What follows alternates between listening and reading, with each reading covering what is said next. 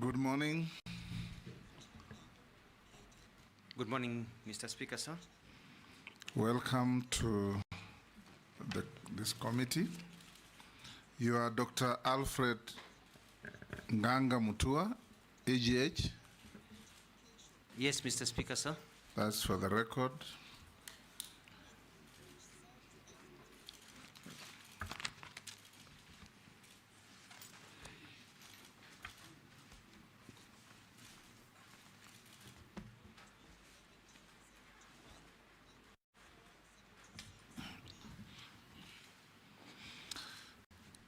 Welcome to this committee.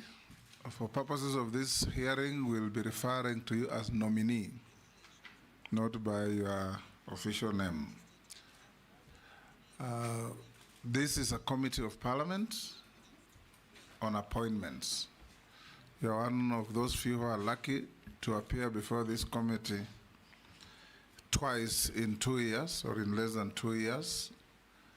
We are here to engage you and assess your suitability to serve as Cabinet Secretary for Labor and Social Protection. You'll engage members. You are known to almost everybody here, but the proceedings will be without fee or favor. And we expect when we start, you answer all the questions precisely and concisely, so that we can save a bit of time. I'm the Speaker of the National Assembly and the chairperson, as some people call me, but I'm the chairman of this committee. With me is my deputy speaker, Gladys Boss, and the clerk to the National Assembly, Samuel Njoroge. I'll invite members to introduce themselves for the record as well. Naisula Lesuda, MP Samburu West. Kimani Shongo. Junet Mohammed. Nelson Koech, Belgut. David Kosing, Poko South. Gikaria David, Nakuru Town East. Abdul Rahim Daoud, MP North Imenti, Meru County. George Gitonga Murugara, MP Tharaka, Tharaka Nithi. Owen Baya, Kilifi North. Robert Mbui, MP Kadhiani. Stephen Mule, MP Matungulu. Dido Raso, Saku. Abdishuria, Balambala. Bishimpoko Likoni. Rehab Mukami, Nyeri. And I'm Caleb Amisi Saboti. Mary Emase, Teso South. Nominee will now be invited to take an oath. We'll conduct these proceedings with you having taken oath. We have the holy books, we have the Bible, the Holy Quran, and the Gita. I think that is the Hindu holy book. Which one do you want to swear with? So you may be upstanding, take the Bible in your right hand and recite the oath. Switch on the other mic as well. So, good. I, Alfred Nganga Mutua, do swear that the evidence that I shall give before this committee on the matter under its consideration shall be the truth, the whole truth, and nothing but the truth. So help me God. Thank you. May I take your seat and sign to the oath.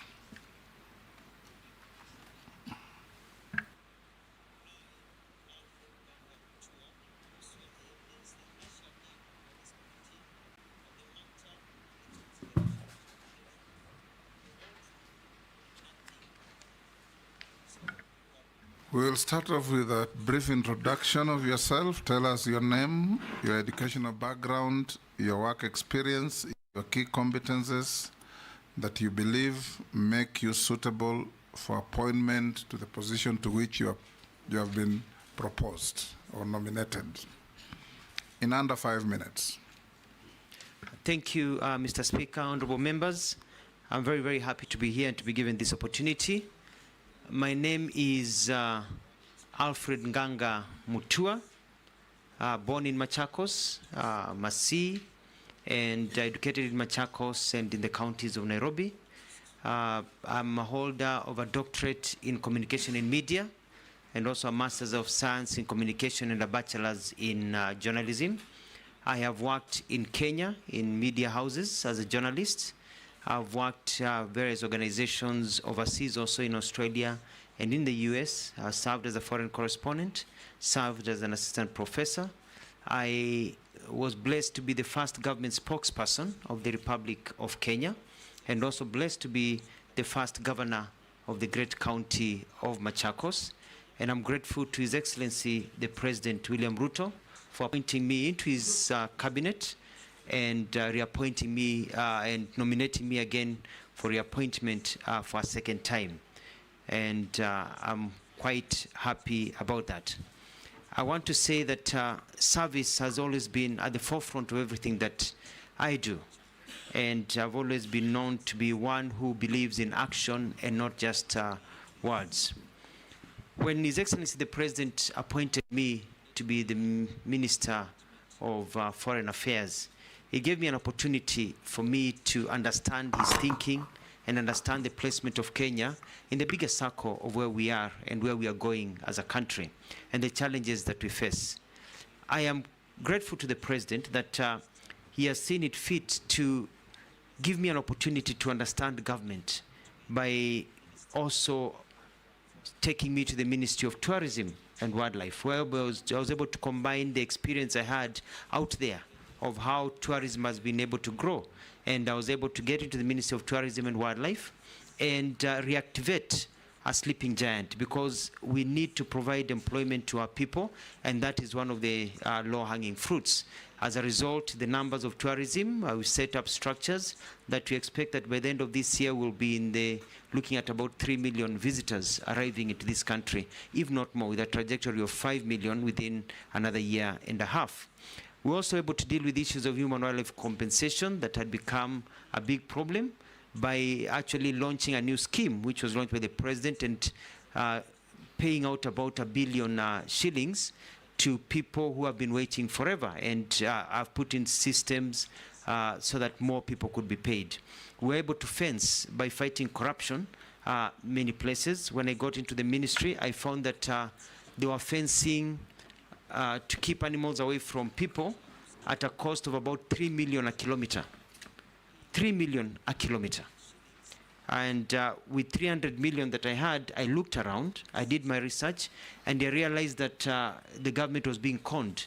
So we were able to advertise, and we brought down to a reserve price of maximum of 850 million a kilometer for the same standard of wiring. And as a result, instead of only 100 kilometers with 300 million, we are now looking at close to 400 million.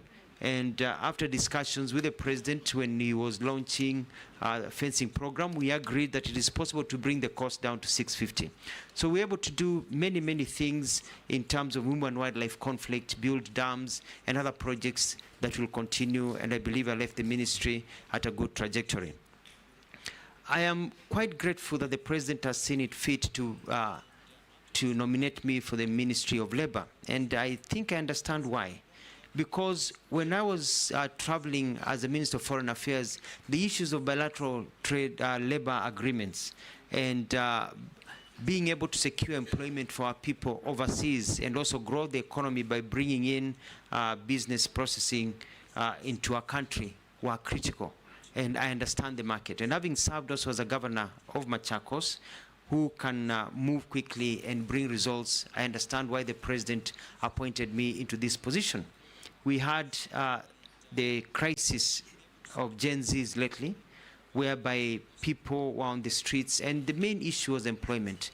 And we have to create an enabling environment. And I believe that I'm in a position, because of my history and service, to be able to create an environment that will grow jobs across many sectors in government, and also be able to help our people realize skills that they can work either here or overseas.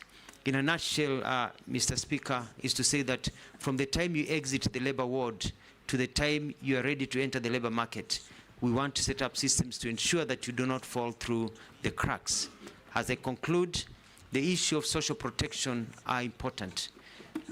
We have very many people in this country that are poor, that are suffering, that are losing hope. We have many children that are in despair. we have many systems that we've been talking about for the last 60 years. And I have ideas that we will discuss as we continue of how we can change how things are done to ensure that our people do not fall through the cracks. I submit, Mr. Speaker.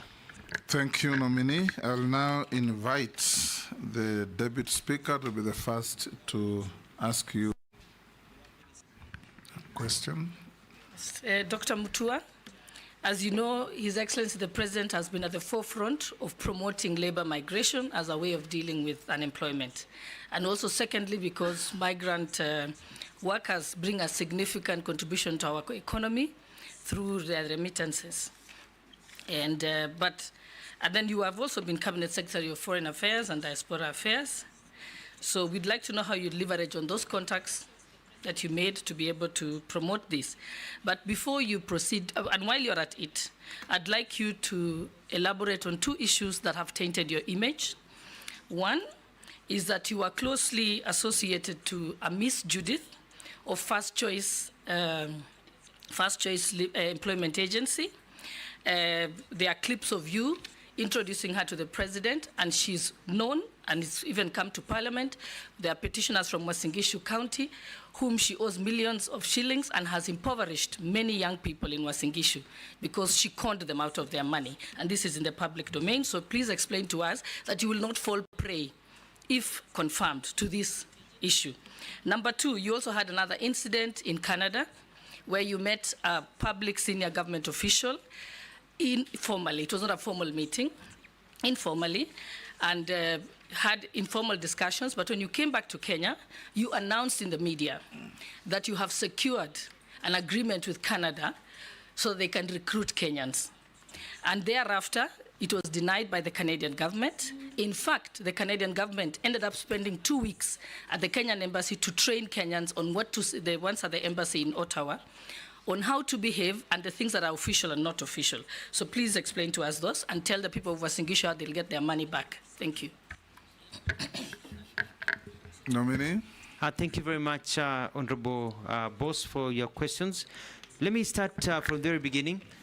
One of the things that I want to do in terms of labor migration is ensure that we have agreements. The challenge we have is that people, when they go outside this country, they go as by themselves.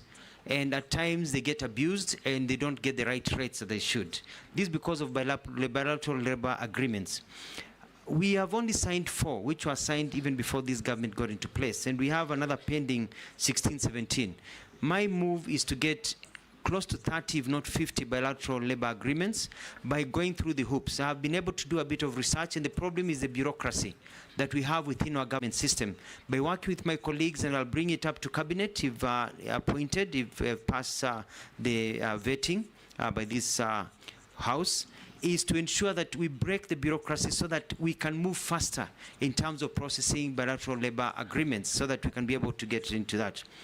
Now, when it comes to the issues that you mentioned of a lady called Judith, I tend to remember that we had a function at KICC where we had different stands. And the stand of Foreign Affairs and Diaspora was next to the stand of Ministry of Labor.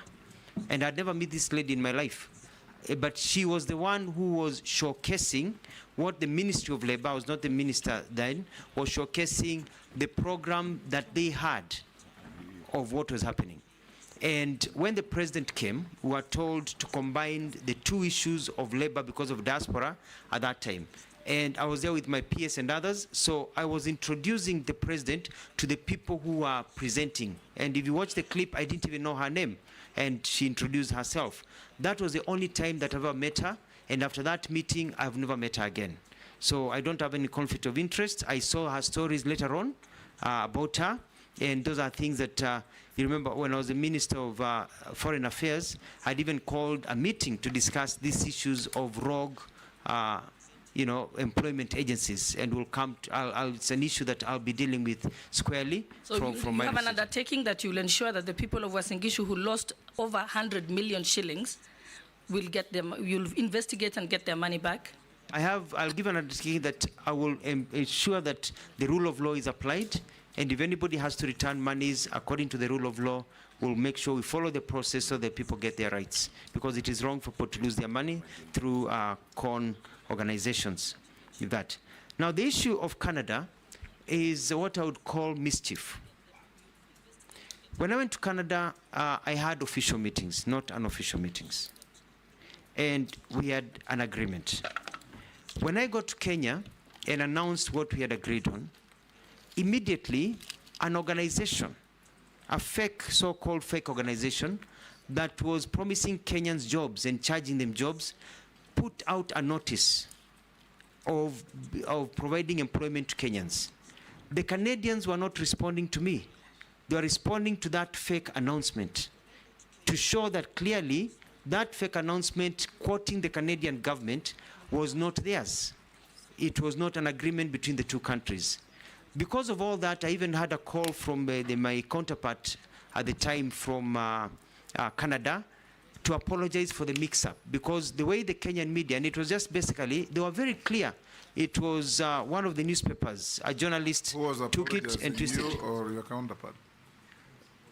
Who was apologizing? My counterpart called me to apologize that this had been mistaken, had been taken out of context. And to explain to me that that was not the intent of the statement that they issued. Actually, they were supporting the agreement and the discussions that we had about fighting fake people who have been misleading Kenyans all over, quoting the government of Canada, to say they were not aware of that issue.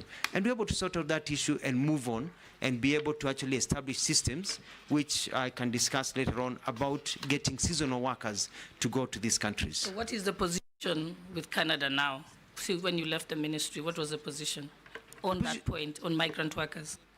The position of Canada now is that one of the bilateral labor agreements that I'll be following up is that Canada does not sign bilateral labor agreements as a nation with countries, but the provinces, according to their law, are the ones that sign agreements.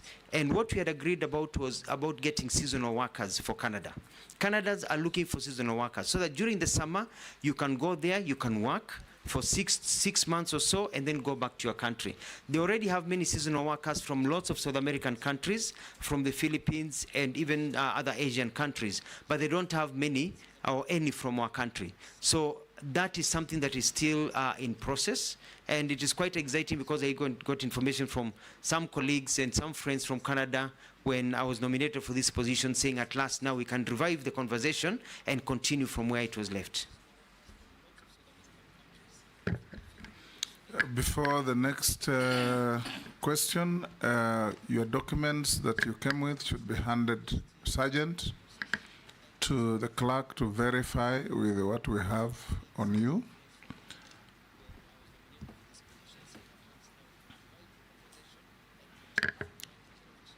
Majority Leader. Thank you, Honorable Speaker. CS, I'll just start my question from where you stopped on Canada.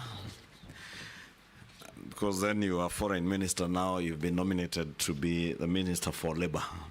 And the issue that you had then was a labor issue, basically. I'd want to hear what are you going to do to now actualize not just that Canadian program, but we have since we established the National Employment Authority that has a system that is called the National Employment Authority Integrated Management System, that was created to be a portal where Kenyans, young Kenyans who are looking for jobs, can be able to access jobs even in the diaspora. This portal is there, but basically because of what has now been viewed as very poor communication by government, many Kenyans don't know about it. Many Kenyans don't access the jobs that are advertised there. There are some who you hear complain that the jobs that are there are low-cadre jobs in the Middle East and elsewhere, but not the kind of jobs that quite a number of our well-educated workforce is looking for. So I want to hear now, you, if approved as Minister for Labor, what are you going to do to ensure, one, that this portal has more professional and higher cadre jobs, but also Kenyans are aware and you create awareness to Kenyans on how to access jobs using this portal and other fora that you may create as Minister for Labor. And having served as government spokesperson, probably this is your opportunity now to engage with the young people, create jobs, and be able to show them how to apply for those jobs. The next, Jeanette. Thank you, Chair. Chair, my question to the nominee is, the last less than 2 years now, you have traveled a lot in terms of changes from one ministry to another. You started from Ministry of Foreign Affairs, then you went to the Ministry of Tourism, and now you are here to be vetted for the Ministry of Labor. In a brief manner, can you share with us what you have achieved in the Ministry of Foreign and the Ministry of Environment? No, this other one, Tourism. Because it will inform us what's ahead of you. Let's take Naisula as well. Thank you, Chairman. Honorable Mutua, on 1st of March 2023, when you were the Cabinet Secretary at the Ministry of Foreign and Diaspora Affairs, you made a very important communication through a note verbal, where you informed diplomatic and consular missions, UN, and other international organizations in Kenya, that it was agreed in the interest of efficiency that the missions may communicate directly with departments, different ministries in the country. And you know now, even in the Ministry of Labor, you'll be dealing still with other countries. It is important for you to share with this committee and also Kenyans what informed your decision then, because normally we know that they write directly to the Ministry of Foreign and Diaspora Affairs, but now they could write directly to other ministries and departments. And the last question that I had is that how do you plan to handle the perennial industrial unrest in most sectors? For example, health, because you, as much as it is in health, you will play a critical role as the CS of Labor, that is in case you're approved and confirmed as the CS of Labor. Nominee, you can answer those three. Thank you, Mr. Speaker. Sir, Majority Leader Honorable Shungwa, thank you very much about the National Employment Authority. And it is true, they have a website that many people do not know about. I've been in government for very long. I've never even looked at that website. And you know the old adage that if you wink at somebody in the dark, you're the only one who knows you're winking. And that is exactly what has been happening. The Kenyans who are looking for work, Mwananchi who's looking for work, has not really known about this portal and what is available. So one of the first things that I'm going to undertake is to have a good marketing campaign to ensure that Kenyans know about the opportunities that are there. Kenyans do not want handouts. Kenyans want to be given opportunities. They want to know where you can get their skills. They want to know how to apply for jobs. They want to know where the opportunities are. And because there's a mistaken idea that the jobs out there that are available are only jobs for house helps. Whereas when I did a bit of research and I looked at the available jobs in the countries like Australia, Germany, Italy, Kuwait, Oman, Qatar, Turkey, US, Canada are looking for people, and they are ready to employ Kenyans in various areas. For example, the international community are asking for about 11,200 jobs of drivers. If you can drive, they're looking for drivers. But we have to be a ministry that is able to take the person who is looking for the work and connect them with the employer and teach them also how to get those jobs. I know what kind of documents do you need to get those jobs. They are looking for another 8,400 domestic drivers. They are looking for hotel workers. We've got about 3,000, nearly close to 3,000 people in beauty. If you've done beauty, to work in a spa, to be able to do nails. They're looking for those young people to be able to go to Canada and other countries.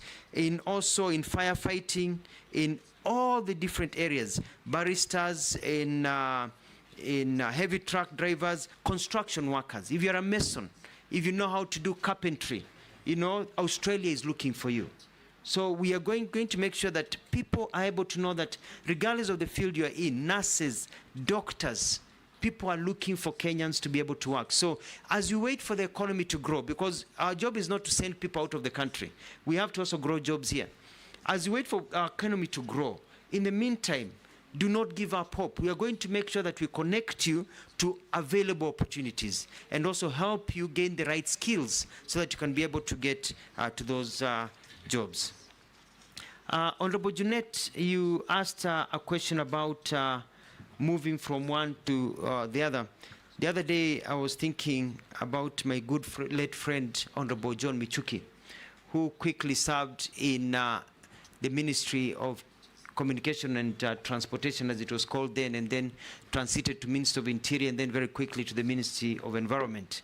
And when I look at the thinking behind the president moving me from one ministry, is because that I move in, and in a very chap manner, I'm able to enact processes that are able to grow the system. For example, in the Ministry of Foreign Affairs, I was able to sort out an all-standing issue of deployment. You know, for a long time, people felt that they are deployed according to who knows who. I set up a system so that if you're in the service, you know that when your time comes, you don't need to know the minister, you don't need to know the PS, that automatically you fall into place to bring a sense of fairness. I was also able to work to get a lot of MOUs that had pended to be quickly worked on and to move faster so that we can get into all these agreements so that people can be able to move faster. I was able to also work closely with the president to prepare for trips that were not mainly just diplomatic in nature, but were also very economic in nature, because it's all about getting other people's money to come to our country, bringing money to our country. And I was at the forefront negotiating for companies to come and open factories here in this country. When I moved to the Ministry of Tourism and Wildlife, I quickly looked at where do we get our tourists from? Why are we losing tourists to other people? And by meeting all the stakeholders, I've set up a system where we are concentrating on markets like the African market and other markets that can give us the numbers that we need and the money that we need. I also, by looking at reorganization of how Kenya Tourist Board does its things, is to focus on key areas of marketing our people. So that people can come to this country. I was able to deal with the issues that I talked about, I don't want to repeat myself, about human-wildlife conflict and the arrangement of those things that were done. So I'm very, very proud of the work that we did. But I did not do this because I was sitting in the office. You know, when I got into the office, I spent few hours in the office and more hours on the ground. I started what we called utalii mashinani, because Kenya has so many things to offer. But we've only been selling the beach and the ocean. And I wanted to be able to transform and make every part of this country to be a tourist attraction site. I went to Samburu, I went to Kwale, Kilifi, Narok, Taveta, Laikipia, Makueni, Kitui, Busia. I was in Bungoma, Mombasa, Kiambu, just to mention but a few. I went across this country, and I was still going around this country to look at new tourism circuits so that tourists can keep on coming. I had a very big plan, which I hope my colleague, which I've talked to her, she can continue. And that is transforming our coastal area to be the entertainment zone for the continent of Africa, to be the Miami of Africa, to be the Riviera of Africa, so that people who are landlocked in the continent and others can come just to have a good time at our coastal area, enjoy our culture, and be able to move on. On the final question by Honorable Lesuda about the note verbal, this was done not just by myself, but an agreement after cabinet discussions of how we could cut down the bureaucracy. Because you look at, for example, the amount of money that we get as grants and loans from foreign nations, and the amount of money that we spend of those monies, we are only absorbing 25 to 30%. So here we are crying out that we don't have money for development. Yet close to 70% or 65% plus of the monies from donor countries are unspent. Why? Because of bureaucracy. By the time the process goes between an ambassador to come and see a minister, for this activation to go from the Ministry of Finance and back, it takes forever. So the idea was, can we speed up? But it was not just a blanket where a minister, an ambassador would wake up and just walk into the office of a minister. No, no, no.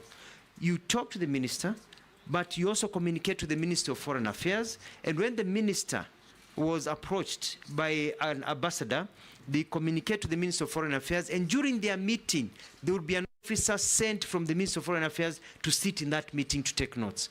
What it was cutting was that direction of note verbal. A letter comes from my office, it goes to the, or comes from an ambassador, goes to the Minister of Foreign Affairs, the protocol division, spends a day or 2 days there as it's being sorted, goes to the relevant team, it's sent to the ministry takes 2-3 days before the minister sees it, the minister works on it, it comes back, the dates are wrong, and then now it goes back that you need new dates. It can take 2 weeks just to book an appointment of 30 minutes. But when they talk among them, you say, no, I can't make it tomorrow, can we make it next Wednesday? 2 minutes, they have agreed on a date to meet, to make sure that things are moving forward. I submit. Chairman, there's a question is not answered on the industrial, the strikes, the health, you know, I gave that as an example, but also on what he has said on the note of verbal, the same thing, Chairman, you've been saying about communication. When that was not communicated well, that it was to cut bureaucracy, it sent scares out there, you know, people wondering whether just an officer at any department can now communicate directly with an embassy. So that's what has come out clearly here about communicating what you would like to do. And I totally concur with you, Honorable Lesuda. It's about communication. But there's a lot of pushback because people like the comfort of doing things the same way.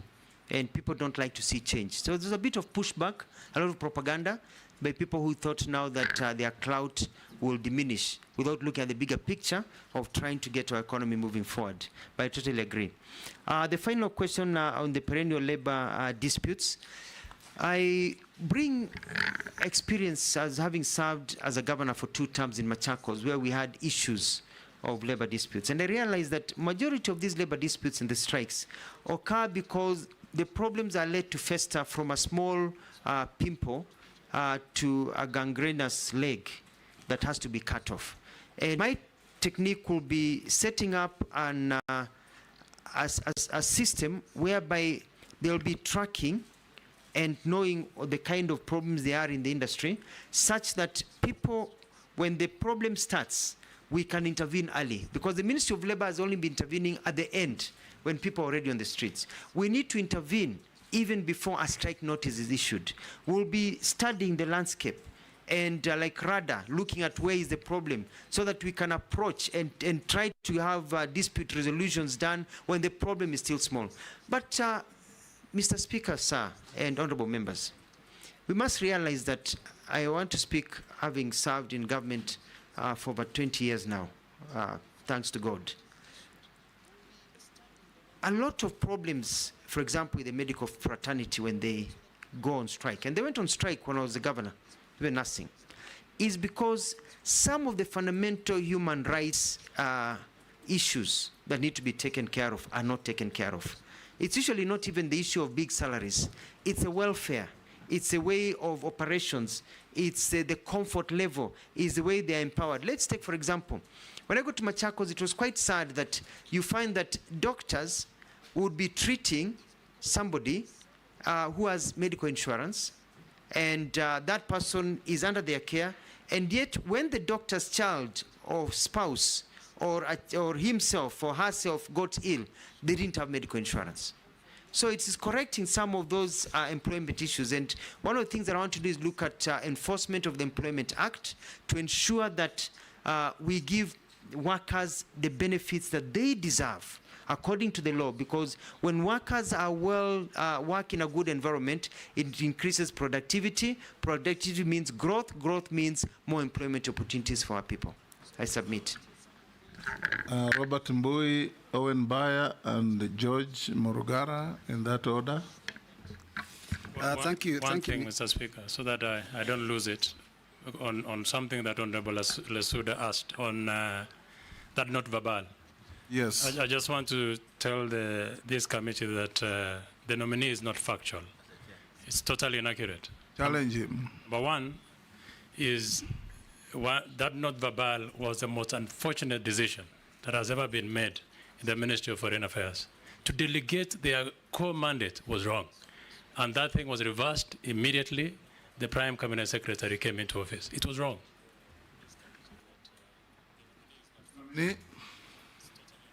Was it the most unfortunate not verbal? Yes, and I respect Honorable Nelson Koech and the perspective that he has given. And I was chair of the Foreign and Diaspora and Defense Committee, and we had discussions about this issue quite a few times. And it was a government policy that was passed at the time. And it fit the bill at that particular time, and it served its end at that particular time. And the good thing is that I know that, government looks at opportunities that are given and changes that are there, and you alter them according to the times and the lessons that are learned. I submit. Robert. Yeah, thank you, Mr. Speaker. My question is about the cash transfer program for older and vulnerable persons that was started in 2007, and the purpose was to provide regular and predictable cash transfers to those older and vulnerable people identified in those deserving households. Now, unfortunately, that has not been successful because there's constant delays. Now, I want to point out 2-3 things. One is that there has been shifting goalposts over the period.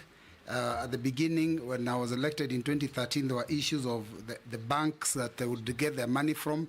Later on, it shifted to M-Pesa, I don't know, SACCOs. And every time there is a change, it of course interferes with all those people that collect this money. Secondly, there is an issue of onboarding all people that qualify, because the minute the government says that people of a certain age are supposed to get it, there is also those who are of that age that do not qualify and their names are not picked up and they also don't get the money. And thirdly, there is the issue of interference by county governments. I'll give an example of Machakos County when you were governor. In 2013, when the national government was picking names of those that would qualify to be given money, the county government also collected names at the same time. And those that were collected at county government obviously never got the money because there was no capacity. How would you handle those things given this docket? Thank you very much, Honorable Speaker. Honorable Speaker, I would like to address this question to our nominee on labor disputes. Nominee, this country loses billions of shillings because of labor disputes and strikes and such things. But the unfortunate thing that has always happened in government is we wait until a labor dispute comes, we see it looming, and nobody takes action until people give notice. They give 3 notices, and people go on strike and disrupt labor and productivity in the country. The Ministry of Labor has a mandate to preempt strikes, to have a discussion with human capital to ensure that we don't get into situations like that. Like when KQ had its strike, it was devastating to the economy. But we had a minister in charge, and there wasn't much that was done until now it came to threats, to courts and all that. But at that particular time, the country is grounded. How do you intend to be different such that this ministry is useful in terms of ensuring that this is not a country that chases away investors because of labor disputes? I thank you, Honorable Speaker. Thank you very much, Mr. Speaker. Nominee, unfair labor practices, very common in our country. The labor and employment courts are actually flooded with all these cases where we just don't do it right. You are going to be the custodian of government policy as regards employment. One of the most unfair labor practices in the country is for the government to take interns, young people on internships. 1 year after that, they are let to go. And yet those government departments soon thereafter start advertising for positions. And we also know that people go on retirement, natural attrition. Would you be bold enough to advise the government that these interns should actually be the first port of call for the government in matters employment? And as we speak, they are looming strikes because of the first 5 or 6 cohorts who have been released. Nominee, you can answer those 3. Thank you very, very much. Let me start with Honorable Mbui on the issue of Inua Jamii. I think the challenge we've had with Inua Jamii is that, and I've done my research, is that people have tried to be creative, and it is now improving, but it's an old syndrome, and that's where we have devolution, whereby you are giving 2,000 shillings to an old grandmother, and you want that grandmother to travel from the small village in the middle of nowhere and go for 100 kilometers to the county headquarters to get the money. But this eventually went down further, even to M-Pesa and other systems. And my study is that we are still not being able to get to the ground completely, to the people who are most deserving. And one of the things that I'll do is work closely with the county governments and also with the national government system to go to the village-based system, not only for identifying the people who deserve the Inua Jamii funds, but also to collect data of the ones who exit, but also on the payment module. Why should I spend 300 shillings to travel to get my money or to the nearest M-Pesa place, because some of these old people don't have the M-Pesa monies, and then travel back, with the same money. So I'm going to find a system of getting the money to the people at their doorstep, more or less, in a progressive manner. As you know, we already have about close to 1.8 people in the system, and looking at how we can get 1.8 million or 1.8 people? 1.8 million beneficiaries, people, and now we want to move it to, according to what has been discussed in the cabinet I served in, close to 2.5, and continue to onboard them.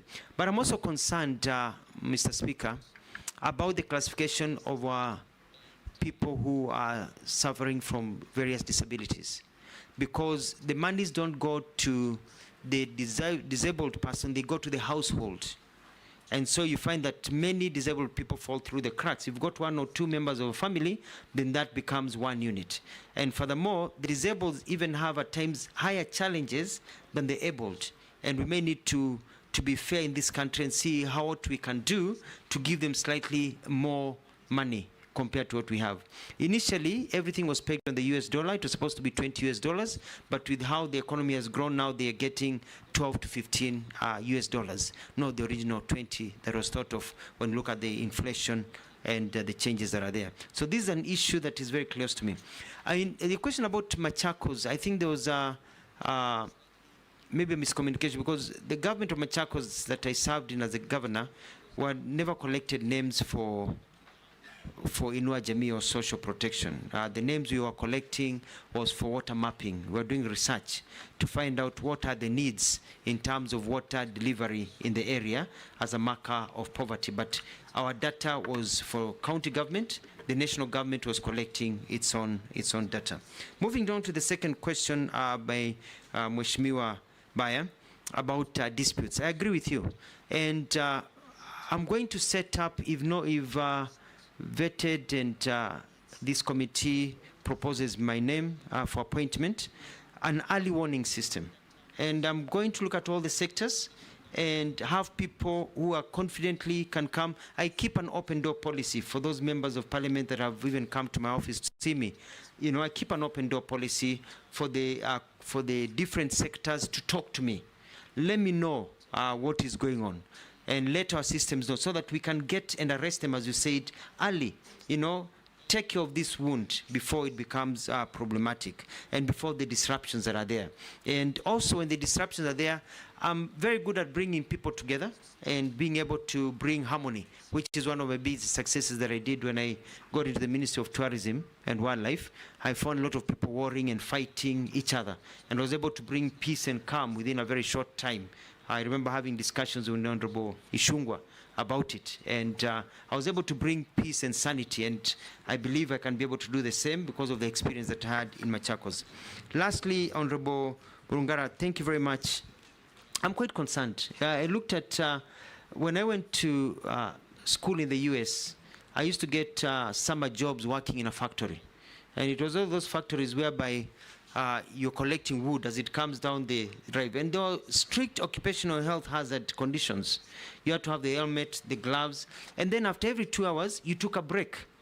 And every 2 hours, you either took a small break of 15 minutes or a half break for lunch, another 15-minute break. So there were breaks throughout the day because watu wetu sio punda kufanyishwa kazi in those very bad conditions. So the occupational health hazards and also working conditions of workers will be very key to my work if I am, if I go through this process. And part of it is also the internship program, because it doesn't make sense that a young person goes to a bank, they work very well, and they serve in that internship, they are taught, and then when employment jobs come, they are let out. And I'm going to bring a policy to cabinet if I go through this process to ensure that if you are taken in as as an intern in a ministry and you don't have problems and you're okay and you pass a certain mark into internship, because some can be taken and they're not fitting. You pass a certain mark, that when positions of employment of entry level are taken, that you start with those ones. And you're going to talk with the Public Service Commission, because fair is fair. Fair is fair. Thank you. Dawood, Honorable Dawood, Honorable Mase, and Honorable Amisi, in that order. Thank you, Mr. Speaker. Mr. Speaker, first I want Honorable Mutua. In his opening, he made a few, I think, mistakes, where he says the fence was 1 billion, or was it 1 million? Then he says he brought it down to 850 million, or is it 850K? That's just a comment. Regarding wildlife payments, you mentioned 1 billion was paid. Yes, I have confirmed 1 billion was paid. And His Excellency the President asked you within 60 days to pay a balance of, clear the balance of 3 billion within 60 days, and that was on April 12, 2024. Could you probably tell us, within that time, the 2 months are over in June, how far have you done? And he even asked you to simplify the way the forms are done. That's what I want to know for the wildlife. Secondly, the disabled and street children.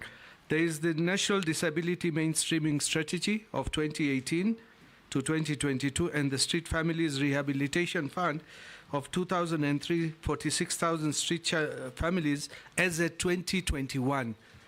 What have you done, or what will you do? Sorry, we have not done, but what will you do if you go to the ministry? Please give us an idea on that. The last one is, in the UK, there is you have just mentioned that you didn't know about the National Employment Authority and what it does. In the UK, there is an agency of government, job centers. They're in each and every place where people say what jobs are available, and they link people to the jobs in industry and all those places. What is your idea about it? And if you do it, would you devolve it right to the locations, sub-locations, or is it counties? Thank you. Honorable Mase. Thank you. Honorable Nominee, my focus is on unemployment or limited opportunities. There's a limited number of opportunities in the country compared to the number of graduates that are coming out of our institutions every year. To make the situation worse, there is a mismatch between skills and industry needs. Sadly, there is an unfair recruitment process. And the question I'm asking myself, some of those graduates they're actually educating themselves, doing manual jobs, casual jobs.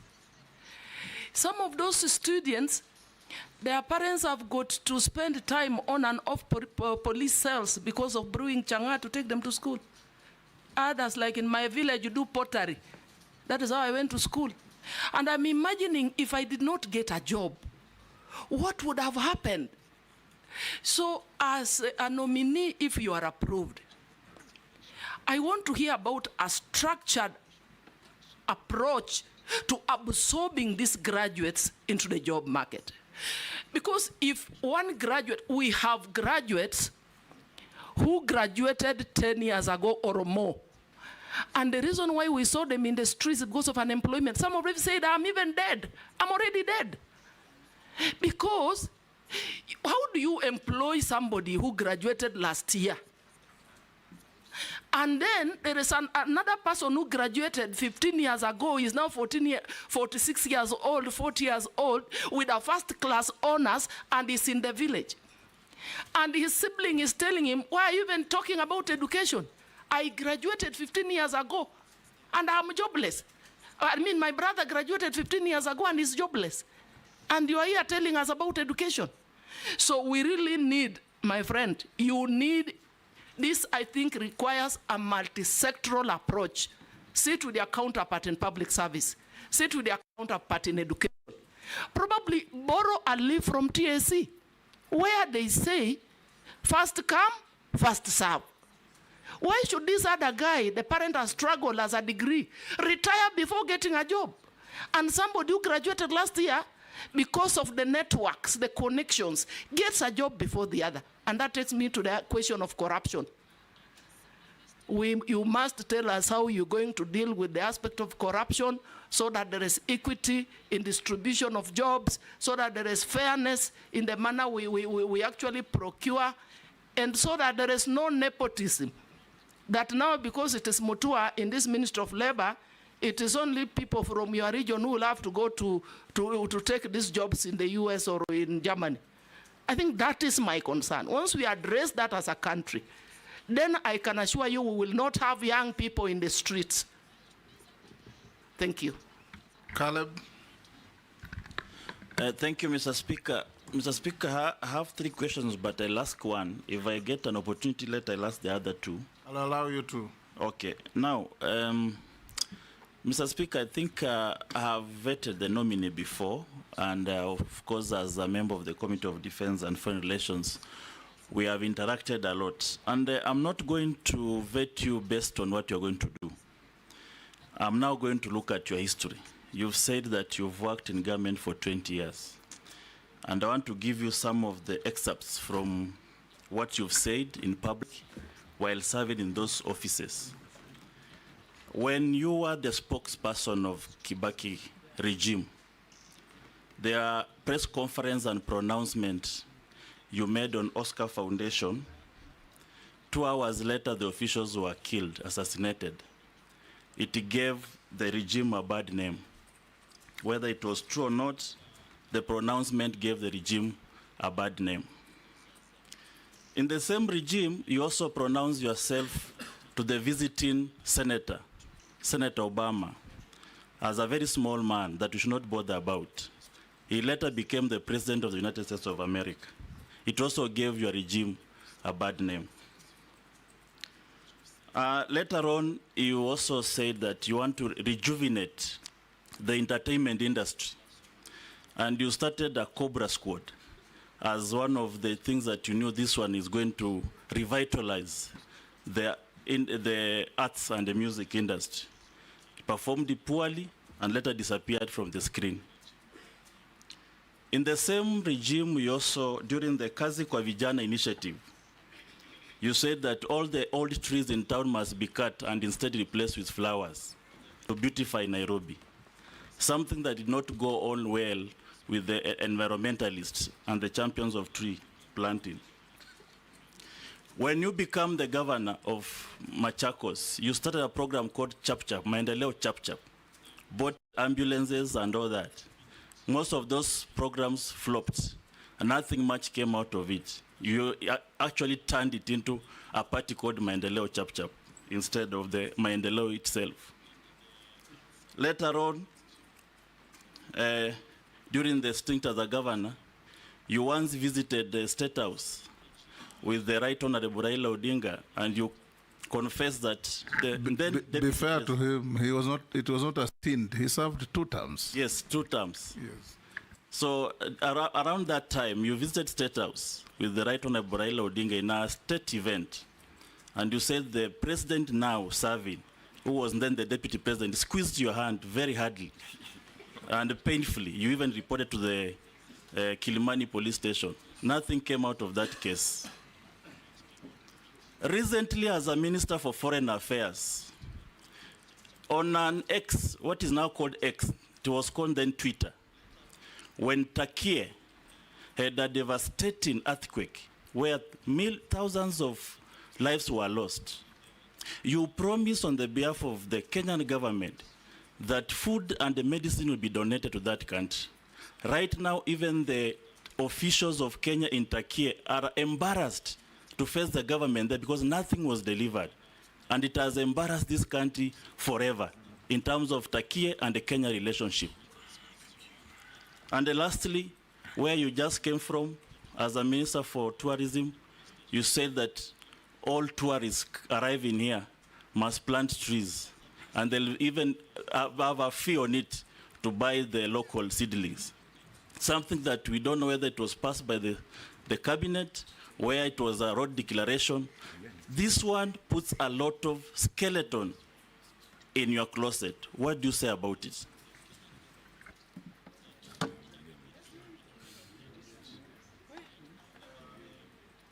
Mishi? Yeah, thank you, Honorable Chairman. You hold, I think that's quite a mouthful. Let's have those 2. We have had, it's 3, yes. Dawood, Mary, and Mrs. Churchid. Thank you, Mr. Speaker. So let me start with Honorable Dawood.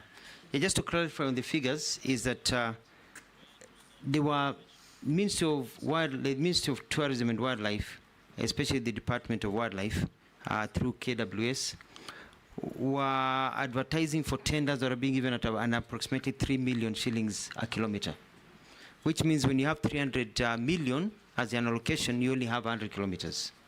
And by bringing it down to 850, instead of 100 kilometers, we're able to get 352 kilometers of fencing. And that saves money for Wananchi. About the jobs, and I'm glad because you were there during that meeting when the president talked about compensation to people. We started the process, and one of the challenges that we face in this country is bureaucracy. The president gives directives, and then they are caught in the annals of bureaucracy, treasury, through the systems going on. The process had started, and I hope it will continue. We did not meet the target because of the normal bureaucracies of getting money from here to go here, even though the money is there, but it is something that will be carried out. I like the fact that you discussed the various disability and the challenges that are there, and especially in ensuring that people are given the rights they deserve. Mr. Speaker, we give you an example. I'll never forget this. During the campaign period, I accompanied His Excellency the President, then he was the Deputy President and a candidate, on an economic forum that was held at Racecourse with members of people living with disabilities. And one lady spoke about the challenges she faces as an employee because her child has autism, and the problem she faces because she can't even take time off for some of the things that need to be done to take care of that child, and the lack of support systems, and the challenges that our people living with disabilities go through. And it was quite sad because I remember when the president stood to speak, he, for about 2 minutes, could not speak. His voice was choking. And he promised that people will not, in this country, go through the challenges they go through just because your child is disabled or you are facing a form of disability. And my mandate, if approved and appointed and sworn in, is to ensure that that promise that the president gave, that I vividly remember, is enacted. And I think we will have done our job making sure that people live well. When I was the government of Machakos, I was, I think, the only governor who enacted the Disability Act by declaring that no building constructed in Machakos or operating in Machakos could operate without, places where would be comfortable for the disabled, for example, with ramps and others. And we shut down buildings. We shut down supermarkets until they build those ramps. I want to even take it further. I'll even have my own rules, like the Michuki rules, showing people occupational health hazards, disability, things that needs to be done. When somebody is hard of seeing and they go into a building with lifts, including Parliament, why do they need somebody to come and help them identify which number? If you go to London, you go to Australia, even go to South Africa, the numbers on the keypads of pushing the buttons for a lift have braille. And so we need to standardize some of these issues so that the disabled can also live a good life. I want to reply to Madam Emasi, and I totally agree with her.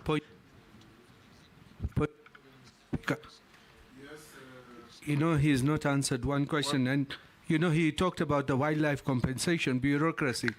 I want to put it to him, he's part of that bureaucracy, which he has not told us how much did he manage within the 60 days His Excellency gave him. And he's not talked about the job centers as well. How many did you pay in the time you are in tourism? In tourism, we processed and we have paid close to 1 billion shillings. The pending human wildlife compensation that is there from from the 2015-2020, we're looking at about 7 billion shillings that need to be paid. And you know, you pay according to the exchequer that you receive and the clearances that are given through the exchequer. Paid $1 million.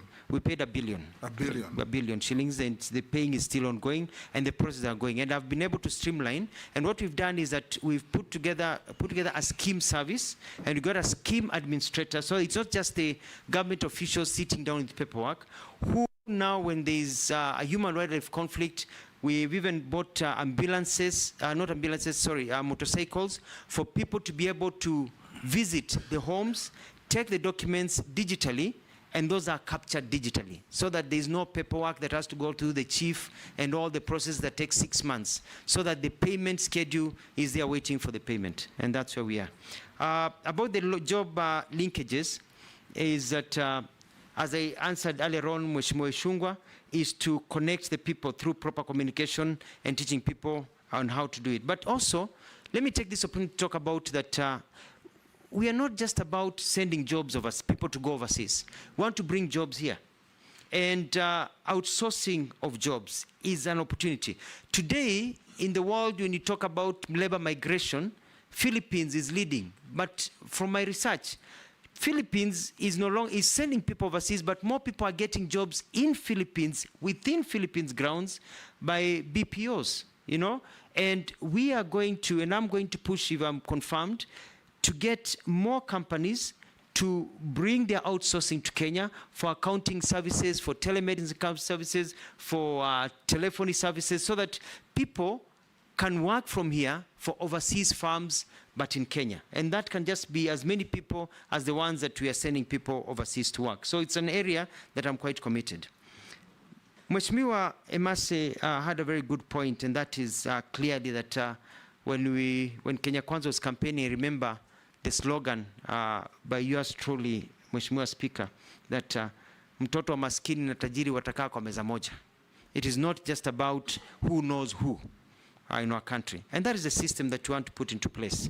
And the high unemployment that we have here is also based on skill development, because you need at times to retrain yourself to the market.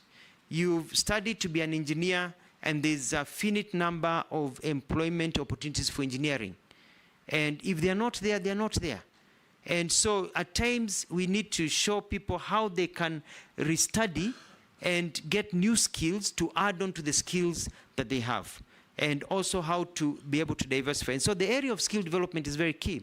For example, the issue of languages. opportunities arise with languages. And one of the things that I'm going to push is for our TVETs and our skill development, so that as you learn to be an electrician, you're also learning a foreign language, German. You know, you're learning Spanish, you're learning Italian, so that by the time you're done and there's an opportunity in those foreign countries, you go and plug and play. At least you've got basic understanding of those languages.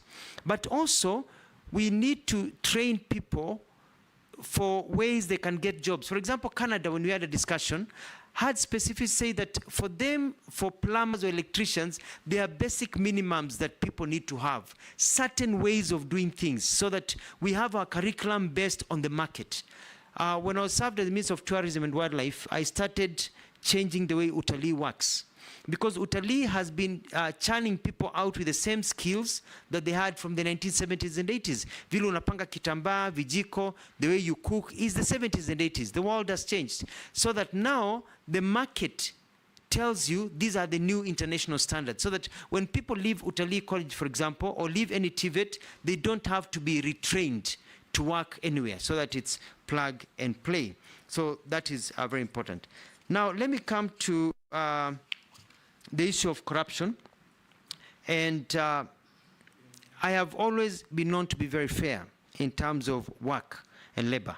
And I'm going to ensure, like what our president has told us, that you do not nominate me to be a cabinet secretary if approved of Ukambani or Machakos, where I come from, but a cabinet secretary of the entire country. Because nobody sends a postcard to be born from Luya land, or from Kisii land, or from Turkana, or from Kiambu, or from Coast. Nobody sends a postcard to God. It's where you're born.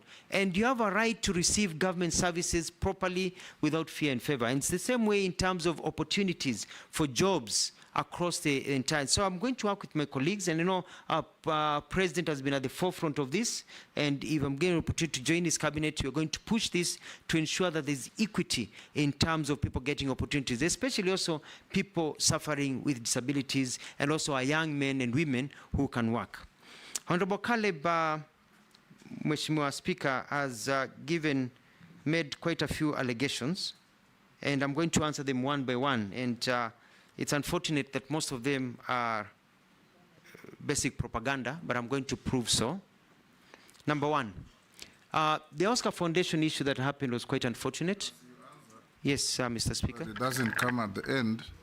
As a Kenyan who has sent a message that you took the former president of Machakos to launch a modern Dubai-like city. He's asking me to ask you, where is it?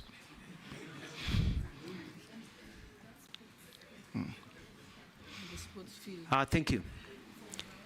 The Oscar Foundation issue, we had a security meeting in the morning, and I want this to go on record, and led by the head of public service then, police commissioner and others, as a government spokesperson, and we agreed that this was a statement that was going to be issued. The president was briefed. I issued the statement because the legal practitioner and I think the DPP was preparing documents to be able to arrest and take them to court. Later on, after that statement, we heard about the murder or the shooting right outside Parliament of the people that we had also mentioned. So it was pretty unfortunate, and I had nothing to do with it. I was doing my job as agreed in a proper government system. Secondly, Mr. Speaker, you have traveled to the US, and like all houses of Parliament and Senate, when you go in as a freshman, and then you're a sophomore, and then you're a junior, and then you're a senior. So you start in the US system as a sophomore, you start at the bottom, and you work your way up, so you become now a senior senator, a senior document. So when we got the letter from the American Embassy about former President Obama coming to Kenya, the title was the Junior Senator of Illinois, which in the US is actually a positive. It means you're not a freshman, you're not a sophomore, and that you're nearly a senior, that you have graduated, you're actually high in rank. You're not a junior. You're not, you know what I mean? So you're the junior senator, and that's the American system. And I studied in the US myself, and that's a system even when you enter university. You're a freshman, a sophomore, a junior, and a senior. And so when we issued a statement referring to the letter of the Americans talking about the junior senator of Illinois who visited, you look at my statement, that is how we were mentioning his title. And that is the title he had. It was nothing to do with demeaning Obama, who we believed in. It had nothing to do with the comments they said. It was basically his title. You are a majority leader, you're a speaker, you're a minority leader. That's how it's a title that he had at that particular time. Number 3, you asked about Cobra Squad. Cobra Squad was a personal initiative, very successful. I want to say that I bought my house in Nairobi with proceeds from Cobra Squad, and went on to produce many other shows like Beba Beba, which I think you've seen it, and many other shows that my company still produce and do other things. And Cobra Squad was very successful, even across Africa. Even today, I still get royalties from it being shown in Zambia, Tanzania, and many other countries. During our second season, after the end of our second season, one of our main actors unfortunately died in the fire that engulfed the former Nakumat that was at Moi Avenue. And it was felt that we could not continue with the third season after that tragedy. And that is how we stopped Cobra Squad, out of respect for the death of one of our workers. So, Mheshimiwa Caleb, it was not a failure, it was a success, big success. But also we are people with a heart. About Kazi kwa Vijana and the tree planting and the organization, I took the former mayor, not mayor, town clerk, Gakuo, together with some colleagues to Dubai to look at how to beautify our country and the national parks.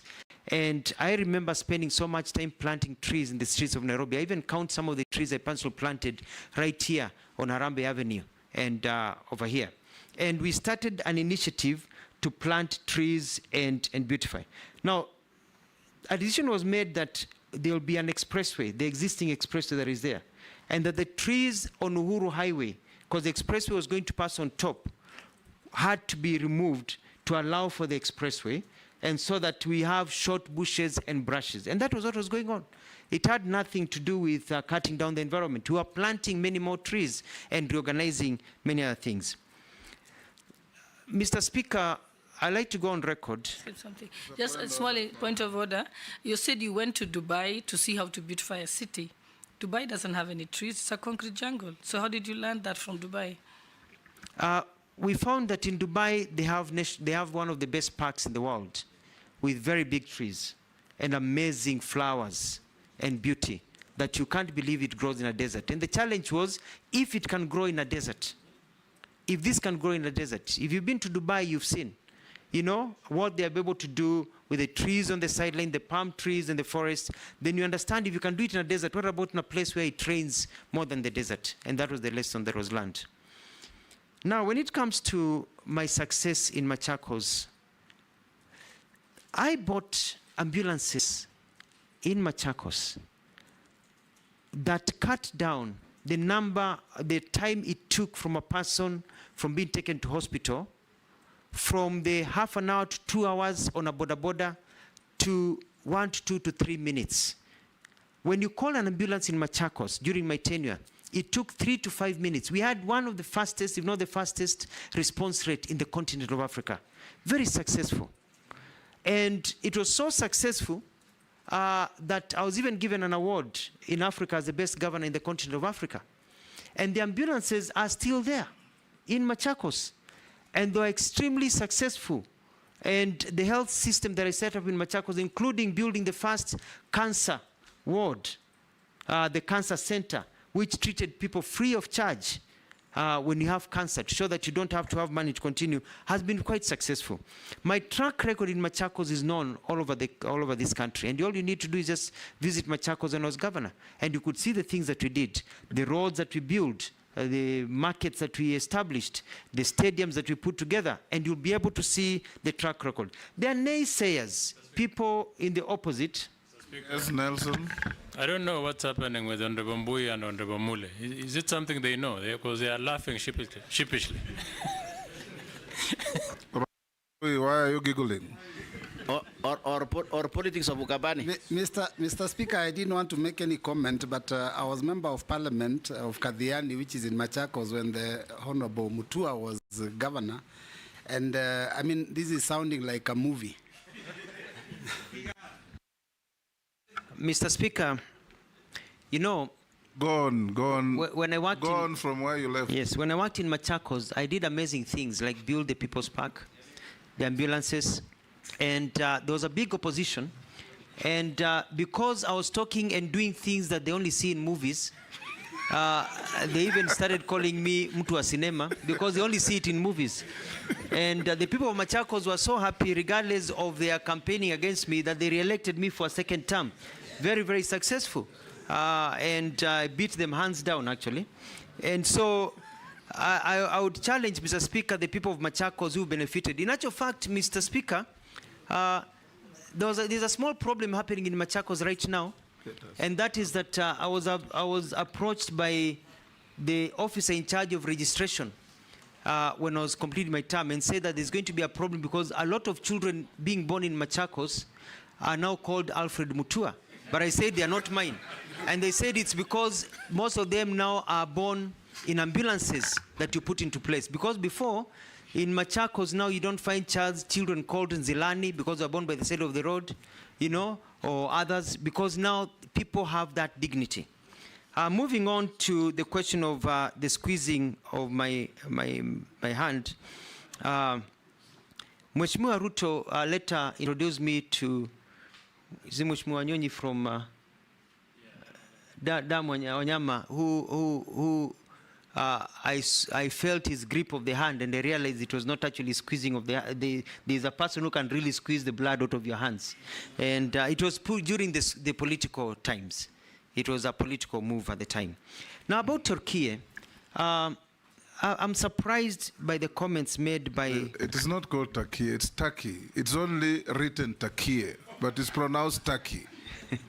Thank you. That is the name of the country. Thank you. I believe you meant the country of Istanbul and Ankara. Yes. It's called Turkey in English, Turkey in Arabic. Yeah, that's the country. Yes. Yeah.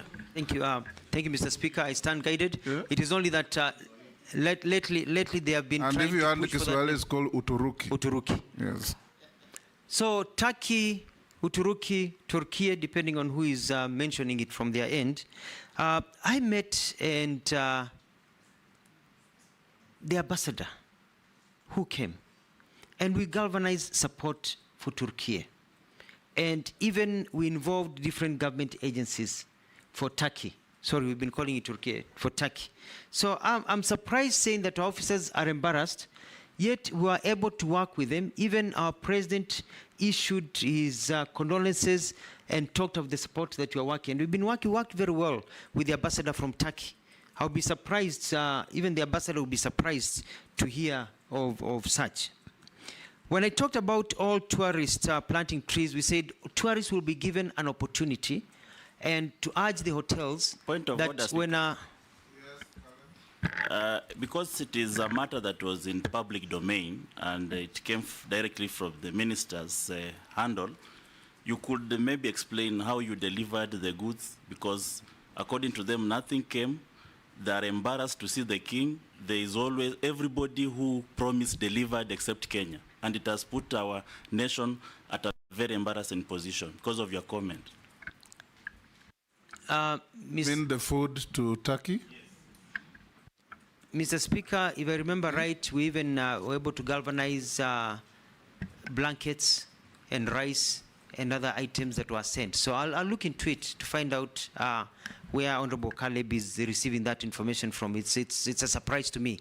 I'm hearing it for the first time from him, because I've not heard of any complaints, and we worked very well as a government to help our brothers and sisters who have also always stood with us. And H is that tourists to plant trees.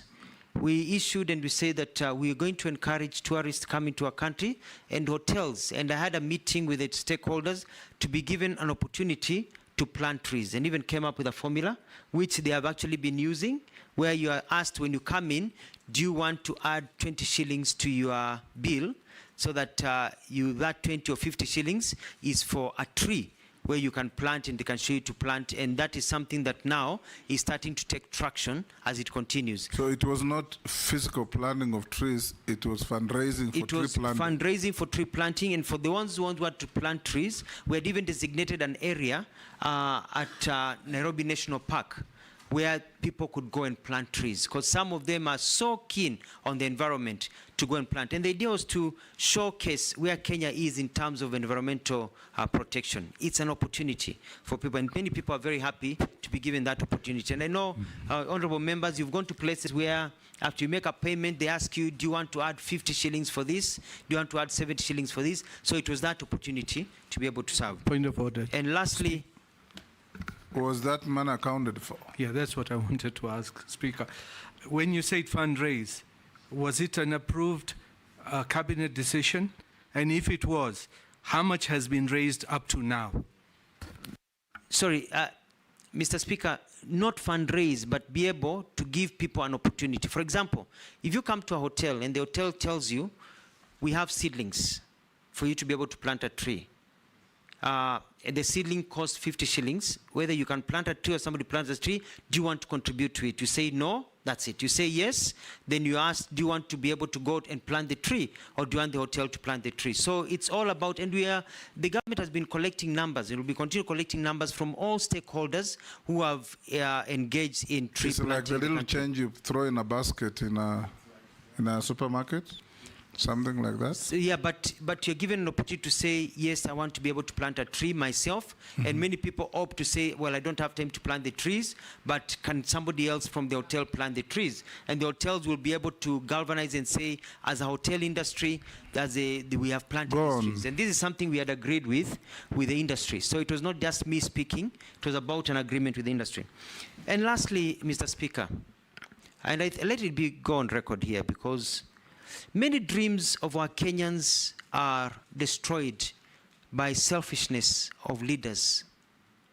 And forgive me for saying this.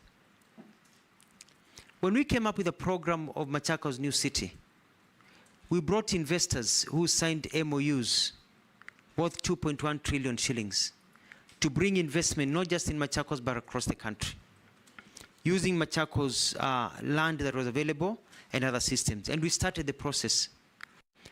Mheshimiwa Johnston Muthama and the Wiper Party went to court and got an injunction against us. Point of order, Chairman. Point of order, Chairman. Because he's just named my party. Let him finish. He just mentioned my party. I'll give you an opportunity. Okay. Let him finish what...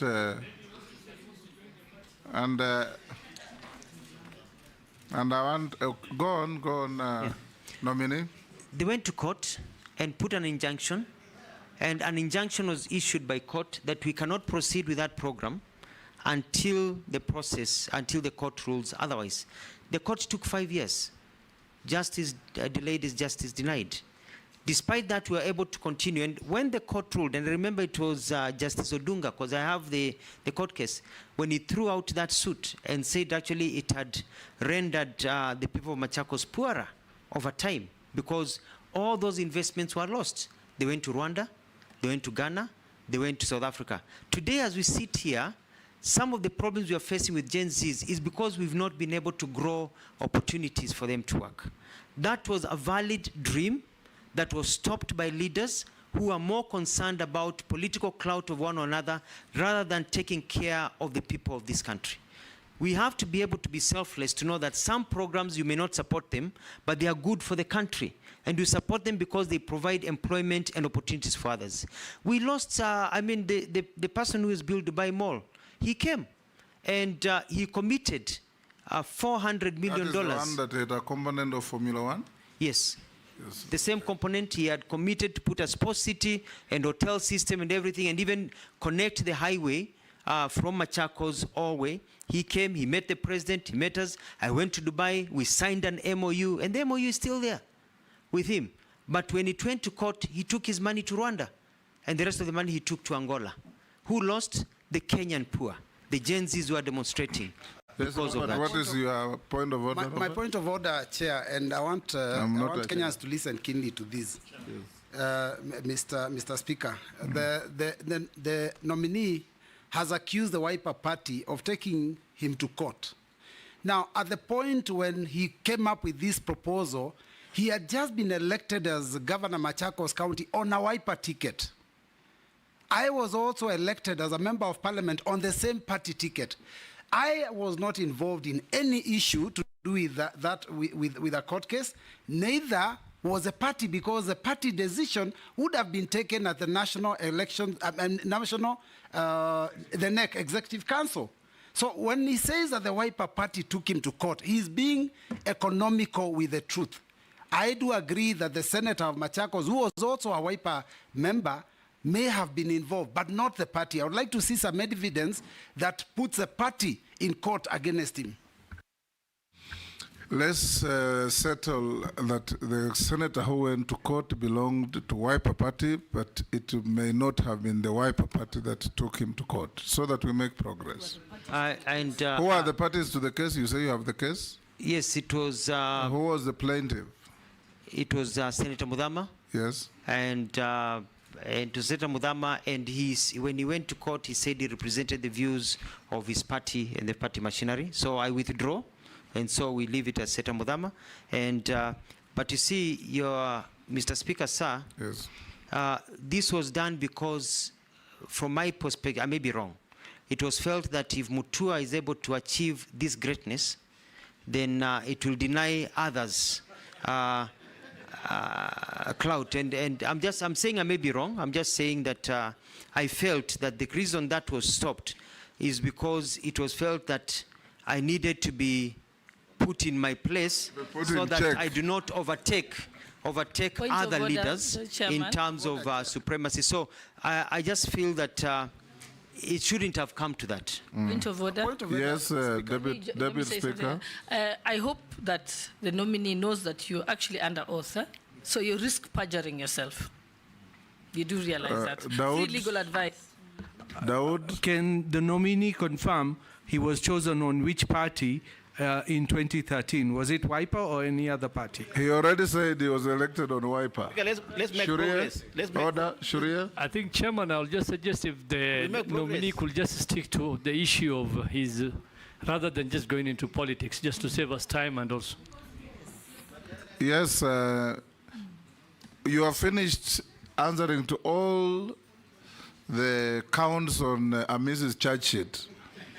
Now let's go to Mishi. Yes, Amizi. He has answered everything, including the one that was sent in by a member of the public. It's not a court case. Yes. The reason why I've put all those is because of your history. And you know, there is developmental stage. You can't just go to a country, copy something, and replicate here, and you think everything will work. So it puts the office you are holding in jeopardy, the name of the country, the name of the citizens, because of the theatrics manner or melodramatic manner you operate in your office. That's why I brought out those issues. I'll take the next three. Mishi, Honorable Mishi, Honorable Shuria, and Honorable Raso. Thank you, Honorable Chairman. Honorable Chairman, my question will be on Kenyans working as domestic workers in the Middle East, and I want to focus in Saudi Arabia. And my reference will be the gravity of the reports concerning the mistreatment of Kenyans working there, ranging from denying of food, beaten to death, taken to jail under unnecessary circumstances. Honorable Chairman, just recently, and I want to say thank you to you because you're among those people who assisted me together with the Cabinet Secretary, Prime Minister Musalia Mudavadi, to bring the body of one of my electorates, a lady who was working in Saudi Arabia, traveled with his employer to Egypt, and after 2 days, he died under unclear circumstances. It took us 1.5 months to have the body brought to Nairobi, then transferred to Mombasa. Honorable Chairman, I know there have been some reforms regarding the same issues, but I'm feeling that somehow there's no law enforcement. And I believe they are what we call international labor standards or labor laws, and we also have those who are domestic. And most of the time we are talking about this issue, we are putting some reforms, but yet nothing is being done. In the reports of that case which I've just mentioned, it has written that the death of this lady is under investigation. And this is not the first time. I had another previous case some months back. It had the same report that it is under investigation. But after that, there is no feedback, there is nothing, and it's just like that, and no justice is achieved on that. So my question is, do we have some protocol where should be followed in case of such unfortunate happenings that the family maybe need to follow so that to ensure that they get the body at good time? For us as Muslim, you can imagine she was a Muslim and she had to stay in mortuary for almost 1.5 months for her to come back to Kenya. So I'm like, this is an area where we have to put some policies or rather some measures. And I know we have some impediment because some of the countries, maybe they are not subscribing to the United Nations and especially on universal human rights law. And that is why it became very difficult. We have been putting so many resolutions at the international level regarding this issue of human rights violation. But still these cases keep on happening each and every time. And yet we don't know. This family, they're just there. They get the body, nothing is being told to them, and sometimes even they don't get the belongings of that person. They just receive the body, and that is all. Some of them, they're denying their passport. The passports are confiscated. Some of them, they're rendered jobless. They had to go and sleep in the mosque and in the street in Saudi Arabia. So I think this is a matter which you really need to deal with. My second question... He can only do so if he's confirmed. Yeah, if you are confirmed, that is. And my second question is, apply to address the challenges faced by online job seekers in Kenya, utilizing the Ajira platform which the government of Kenya Kwanza has initiated. But I know it has been marred by so many challenges, from digital infrastructure, especially in the rural area, lack of digital literacy, fraudulent job seekers, job offers, whereby our youth have lost millions and nothing is being done on that. What kind of intervention will you implement to tackle these challenges and ensure equitable access to online employment opportunity to all our Kenyans, and more so protect them from these fraudulent offers? Thank you. On a light note, because now maybe you're going to be confirmed as Waziri for labor and social protection. Kenyans are thinking that you should minimize this drama, especially on your marital status, because somehow they can jeopardize your character or put you in a very negative situation. Because now we want to see that even our cabinet secretaries are very Point of order. about opulence. Order, Mishi. Yes. I think There is no requirement for one to be married to be considered for public office in this country. I'm saying that drama, there'll be some drama. You have talked about opulence. You talked about opulence on Murchumba Murkomen. You talked about opulence on Honorable Jogo. This committee will not open anybody's bedroom. Shuria,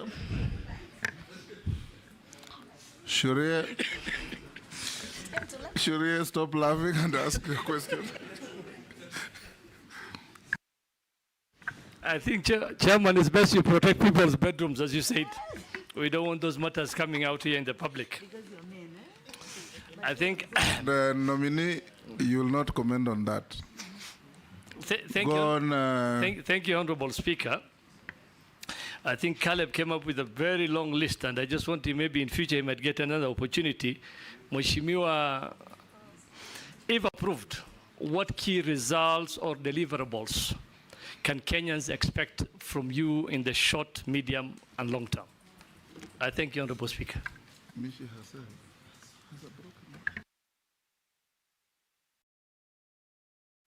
Honorable Rasso, and then Mule. Thank you very much, Honorable Speaker. Honorable Alfred, you are the governor of Machakos, and also you are government spokesman. During those two stints, we were able to follow you. You were able to publicize what you are doing, the government agenda. when you are the spokesman. But once you were vetted by this committee and you appointed a cabinet secretary, you just slowly faded away. Is it that maybe it is comfort zone to be a cabinet secretary? Or the dockets that you occupy were not really engaging? Because Article 152 clearly says what is cabinet. The president, the deputy president, the attorney general, and 14 to 21 cabinet secretaries. Those are the people who run government. And because of your background, we expected you to really support the government you are serving, particularly in advising them on the area of communication, because your PhD is on communication. So maybe you will comment on that. Honorable Speaker, I need to ask something on labor. Not preamble, because I am just asking 2 questions because of time. Go ahead, go ahead. Thank you, Honorable Speaker.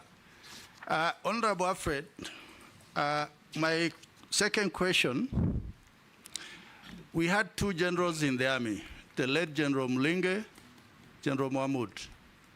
During the army recruitment, recruiting officers will go to an area and they will say, look out for this tribe, because they were looking out for the minorities, that minorities should not be excluded from the army. When we come to the ministry, if the House approves you, the ministry you are likely to go to, labor. Do we have systems in place to monitor, to evaluate, to look for minorities?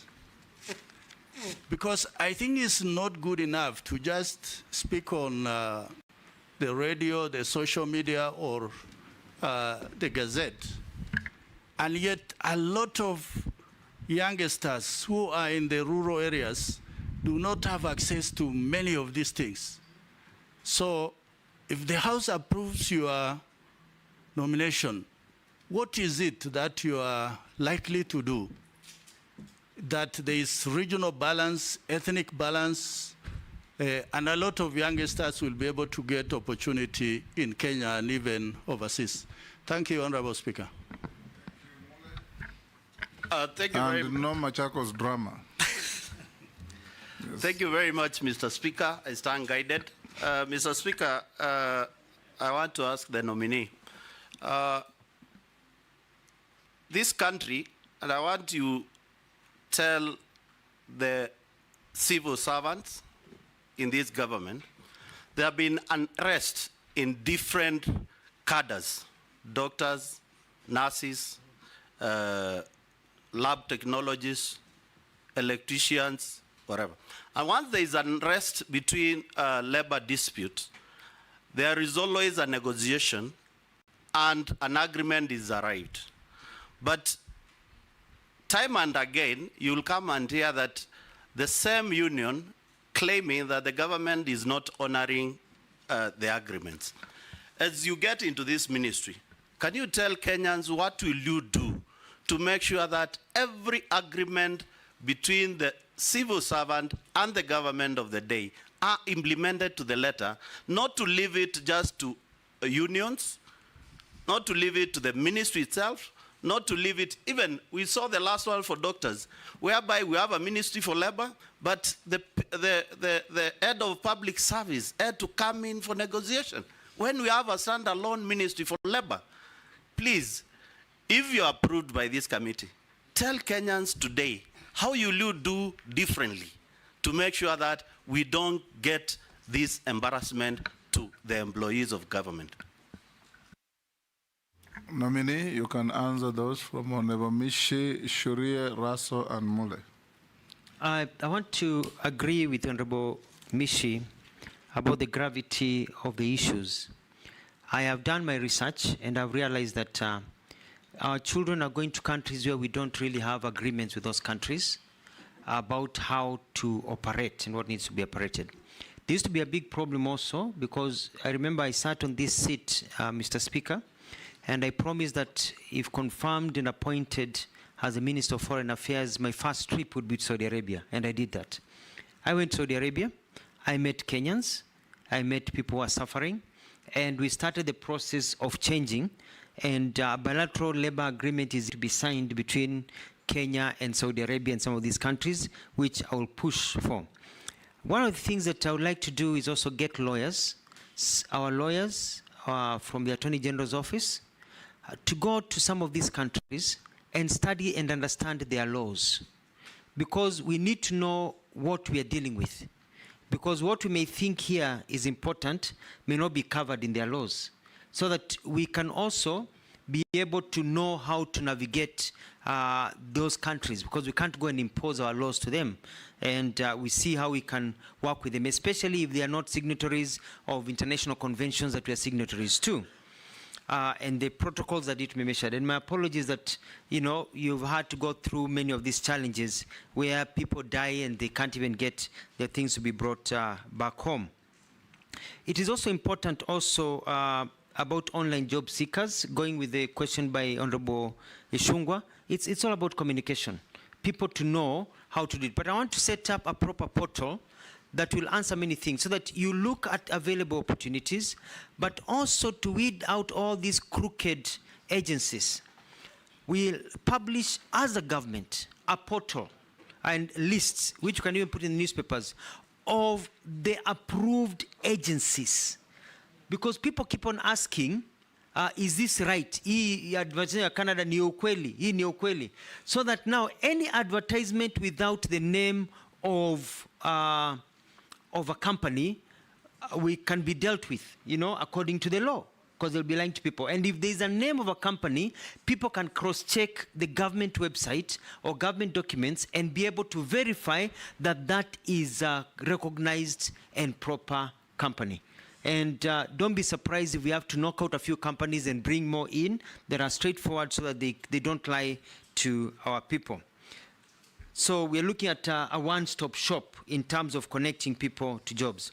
Mheshimiwa Shurie, I was saving this for the end, but thank you for your very good question. And that is that I want to change how workers view the workspace. I want people to be comfortable when they go to work. I want to be able to get employers to provide for the employees good working conditions. Whether you're a house help, a doctor, security guard, everybody, you should feel that you have got a system that protects you and that you work in a good environment. I also want to work with the employers so that we can see what we can do as government, remove some bureaucracy so that they can expand. I want to call upon them and see how we can be able to see, create an opportunity for them to employ more people, cut down or maybe forego some little profit to employ one or two people using the principle of consumer spending, so that you get more people, spending people in the market to grow the industry. So I want to look at some of those things. The labor migration, I want to move the numbers from the ones that are there to about 5,000 a week. If we can get there to 10,000 a week eventually, people going overseas. But to do this, I want to work closely with all of you. I want to work closely with all members of parliament. I want it to be constituency-led so that we can have quotas, and we know that this constituency where you come from, where all members of parliament come from, can provide people who we can now send overseas, so that you as leaders can take the lead in identifying and maybe helping people on the ground to be able to be recruited to go overseas and get jobs. When it comes also to BPOs, setting up centers, we don't want somebody to come all the way from Nyanza, where Mheshimiwa Junet comes from, to Nairobi to get an online job, or to get a job in a call center. We'd like to set up call centers in every constituency so that you can be able to see how it's working. Because now with internet connectivity, you don't need to be in the big cities for you to be able to get some of these opportunities. When it comes to Employment Act, we need to overhaul the Employment Act. We have offices across that will need to look at how they perform and how they work. And I want to motivate my staff to work well. And the issues of social protection. we have to ensure that our people do not fall through the cracks. We want to be able to provide opportunities for our people so that COVID has taught us when there's hardship, there's something to be able to fall back into. In the United States, in Australia and other developed countries, there's even money given to people who are unemployed, unemployment benefit. We are not there yet, but we can start putting the structures to get there by getting a lot of these laws and policies that are pending to be fast-tracked so that we can increase entertainment. Mheshimiwa Caleb talked about my interest in the film industry. And, you know, Hollywood was not built by money from donors, but by money from entertainment. And this is an area we can galvanize on, you know, get the entertainment sector to grow in our country. It can be a huge employer. The sports industry, I'll work with many of my colleagues to ensure that there's job creation, because as a Minister of Labor, we are cross-cutting in terms of ensuring that people are able to work. There's a question about equity and expanding government. And one of the things that I'd like to do is that we have to start publishing data that shows the inclusion of everybody in our government in different areas. I think that is critical, so that people may have the idea that they are not included. It's good for them to know that they're included. So that's one thing that I'd like to do, is constant publishing of data. There was a question about, Shri asked me about the question, or Raso, Mheshimiwa Raso, about comfort zone. I'm not in a comfort zone. But you see, when you're a governor, you head your own government. So you can shout as much as you want. When you're a government spokesperson, you have the authority to speak as much as you can. When you work as a cabinet secretary, you are also toned down kidogo, because you're working for a boss or bosses. But I think the lessons that we've learned is that we really need to communicate. And I want to promise the country that you'll see the Mutua who communicate much more, especially in this new docket, if confirmed and sworn in. Thank you. Lastly, Mr. Speaker, Mheshimiwa Mule had a very good suggestion. Thank you very much. And the civil servants' unrest and the work conditions. The Labor Ministry will be dealing as an arbitrator, even looking at the public service and holding the public service to account in terms of what they do in terms of these agreements. I saw it in Machakos. As soon as I enacted the agreement that we had agreed on, the nurses and doctors were very happy with me. They took their riots elsewhere. So don't enter into an agreement, is what I'll be telling everybody, that you know you cannot meet. You know, and it's good. And our Kenyans are reasonable, especially if you meet them early. And it is harder to sort out an issue when people are on the streets. It is easier to sort out an issue before a strike notice is issued. And I'm going for that early warning system, so I can work with the industry. And some of them have already reached out to me. They're saying, if you're appointed, if you are vetted and you go through, we'd like to come and meet you, because they are festering wounds. And so I'll open my door to meeting. And so we tone down a lot of these issues. I submit. Chairman. Nelson Koech. Yes. Posing. Yeah, thank you, Speaker. Nominee Honorable Mutua. My question is this. If you look at the ministry, or when people look at the ministry you are going in, not your ministry, should you be approved? Ministry of Labor and Social Services. People only see the minister. There's an argument that people only see the minister during strikes. So it's almost being called what somebody told me. It's called a strikes ministry or a firefighting ministry. That's the only time people can be able to engage or see the minister for this Ministry of Labor and Social Services. Honorable Mutua, tell Kenyans who are watching you and us and this committee to be able to look at how to analyze you for suitability in accordance with Section 7 of the Act. What else is expected of this ministry that Kenyans don't know? Maybe they have not been communicated, or Kenyans can expect from you, so that they don't see Honorable Mutua today in the vetting. Should you be approved? They only see again Honorable Mutua during what? Firefighting, when there's a strike in this country, then they see, oh, there's somebody called Mutua. What else will Kenyans expect out of you, Honorable Mutua, within your ministry that is not of strike? Thank you, Speaker. Kikaria. Thank you, Chair.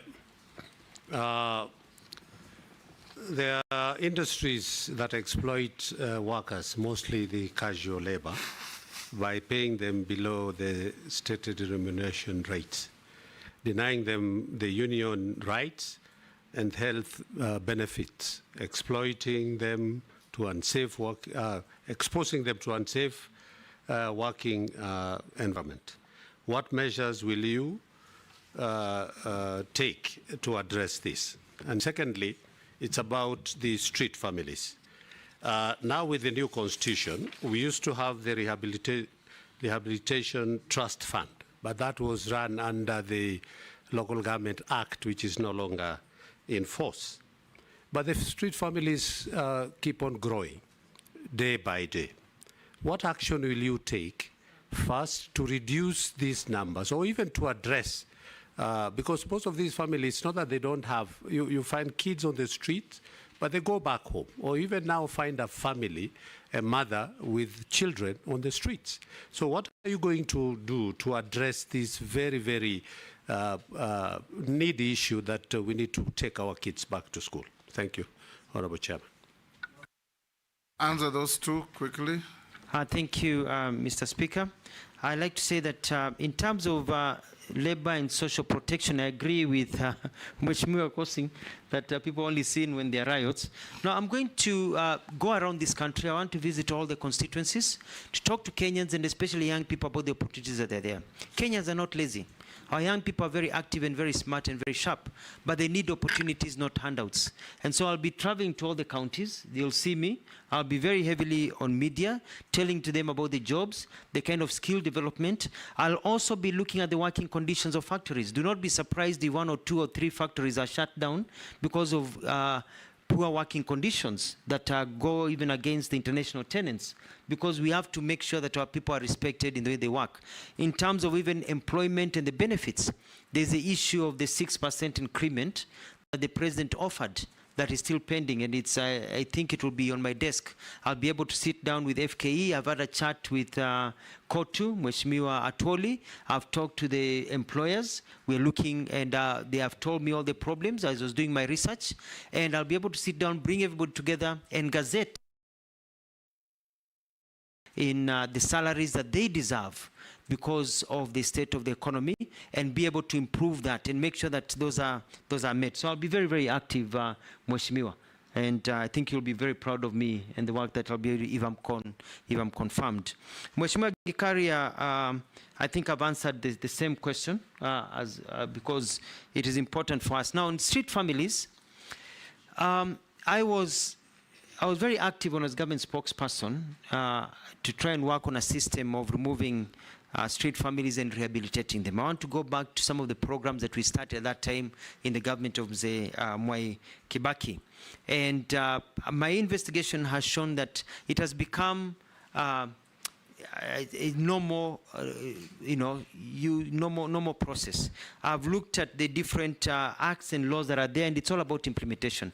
We are going to set up a target as a country and say that by this time, we need to have done A, B, C, D so that we don't have street families, and be able to rehabilitate and even take people back to the countryside where they came from so that we can reunite them with their families, so that people can continue working with their families the way we are doing in the children's sector. Instead of taking people to orphanages, we reunite them with the families.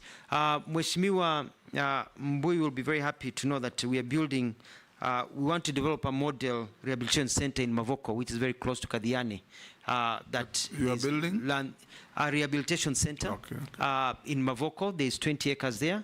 I'll be sourcing for funds from development partners and others so that we have a place whereby these children can go before they are taken back to their families to be trained and taught, and also growth and a follow-up system so that we remove them. It is quite sad, like now it's very cold, to find people suffering in the streets, and we'll need to put up shelters that they do in other places whereby people can go and receive some food, and that's safety net for the very poor in our country. I submit. Chairman, I have one stressing, just one, a small one, very stressing. Yes. All of us as a country.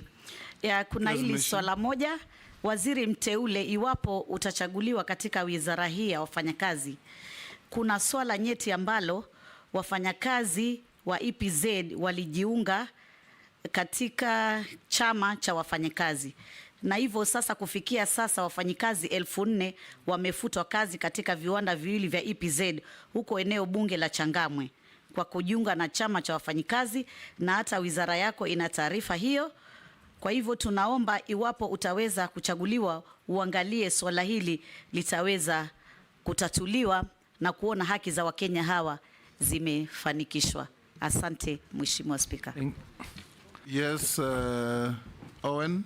Honorable Speaker, the nominee, briefly, just tell us about your vision for the NSSF. I think it is an area that has not been touched.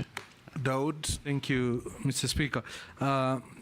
If you're confirmed, how will you pursue qualifications, equivalency, so that our qualified Kenyan professionals can move across the globe and sort the menace of unemployed professionals such as doctors and others? This is a question from one of the Kenyans. There's one. Thank you, Honorable Speaker. Just a quick one. Nominee, National Employment Authority. No wonder you didn't know whether it exists. Actually, it is somewhere in Kasarani. Just in case you are confirmed, it must be at a central place where all Kenyans will be able to access it. Chair. Just one, Mheshimiwa Speaker, just one from a Kenyan. On the collective labor bargaining agreements, wondering why they are never implemented, and that's what makes workers keep on seeking attention of the authorities every other day, and especially the presidential pronouncements on Labor Day. There is always an increment, but it's never implemented. Like last time is 6%, is it 8%? But up to now, it's not been implemented. So what difference are you going to make in that regard? Nice. Chair. Someone is asking, there are quotas for people living with disability in the constituencies for a certain number of people living with disability to get the stipend. And the question is, where do we take the rest in our country? Just like the old who, when they turn 70, it should be automatic upon medical confirmation, then all people living with disability in our constituencies should be taken on board. And the last question is, kindly ask Alfred Mutua this question. Upon confirmation, you should go to those foreign countries and negotiate with tech companies to allow Kenyan citizens work for them from Kenya without using VPNs and residential proxies. There are a lot of job opportunities in the tech industry, but we can't access them due to location restriction. There are very many, from transcription, captioning, machine learning, data entry, chatting, software development, etc., instead of exporting labor. Yeah, Chair. We must. Thank you. Yes. This is from a Kenyan who actually states that the nominee is excessively abrasive, especially to junior officers, and quotes an instance at the Ministry of Foreign Affairs and Diaspora, where you actually threw out officers from the parking lot for no good reason whatsoever and without any consultations. These were junior officers. Is that true? Speaker, just one from the teachers. Yes, Mule. This is from the teachers' fraternity in Kenya. They are asking, let them, you tell them how you will avert the incoming strike, because you have said you want to arrest the strikes before they happen. So they want to hear the mechanism which we'll use when you are approved. Then they are also saying that kindly ask Dr. Mutua, he made pronouncement that resulted up on Kenyan troops going to Haiti when he visited the US. Does he regret making such deals which later landed him in trouble with the head of state to the extent he was shifted to another docket? How true that it is, I don't know, but it's from the public. That you, Mule, you are not being fair to Mutua, the nominee. The Kenyan police going to Haiti was approved by Parliament, so it can't be his responsibility. Yes. Yeah, it's only one short one on. There's a constituent asking about what the nominee will do if approved about those rogue labor officers who are at the ground there, who are compromised by most of these industrialists. Yes, nominee, can you very quickly respond to those? Thank you, Mr. Speaker. I'll start with the Honorable Lesuda's issue about quotas for people with disability. It is true. It is quite unfortunate, and I find it very, in my research, unfair that you're only giving to a certain percentage in a household and not to everyone. So one of the things I'll do is make sure that it is everyone that is covered. And we roll it out according to the finances that we have. It should go to all, not just few. The President has given directives that we increase the numbers by 500,000, and I'm going to make sure that these are captured in there. The other thing is to work also with Parliament to see, not Parliament, but Treasury, the monies that are recovered out of attrition, people die, so they can be rolled into other programs without them having to go back to Treasury and never coming again. In terms of tech, that's what I was talking about, the BPOs. And yes, I'll travel. I'll send meetings. I don't even have to go anywhere anymore because you can travel by Zoom nowadays and get those jobs here. We need the jobs here. In as much as we also want Kenyans to go overseas, we want to have those jobs in Kenya. And so we're going to remove all the bottlenecks, and I'll have a cabinet paper to remove the bottlenecks and provide opportunities for people here. Murugara, you had a question about being abrasive. That is somebody just being mischievous and trying to use this house. People love me very much. All my employees, you go to Ministry of Tourism, you go to Foreign Affairs, you go to everywhere I've worked, employees love me. Allow them to say so. I'm very, self-declaration. Yes. Because I really care. And I've always talked about the welfare of employees.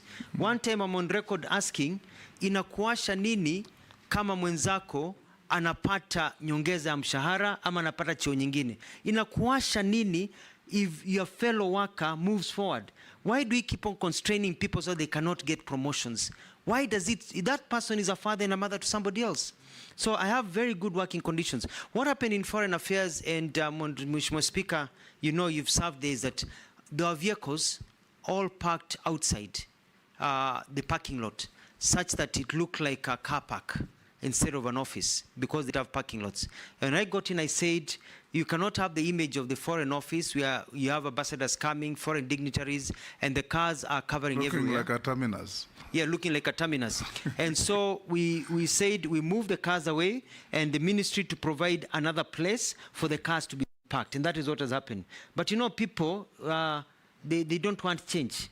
They want that comfort. And they didn't understand. Now, if you try to take the cars back there, they'll fight you.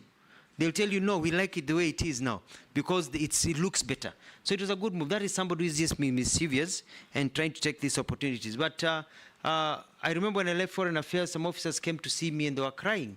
They were sad I was leaving. So I don't understand about being abrasive. I'm very, very polite to everyone. About the teacher strike, Mheshimiwa Mule, I'm going to call for a meeting if I go through this process and meet with them. And I want to tell teachers in this country that I will listen to you. I respect teachers and will iron out. There are no issues, because even if you do a strike, even if you do maandamano, you will still have to sit down. Why don't we sit down early and sort these issues? And I'm very fair, and I'll ensure fairness. And in terms of the issues of qualifications and verification, we have a skill development system that I've studied and I've looked at it. I'm going to enhance it, because what happens is that you want to be a doctor in Australia, even though you're in the Commonwealth, you still have to go through rigorous testing. And so it's to enter into agreements that you can go and work in these other places without having to go through the same retesting. But that is also improving the quality of how we do things in our country. Submit.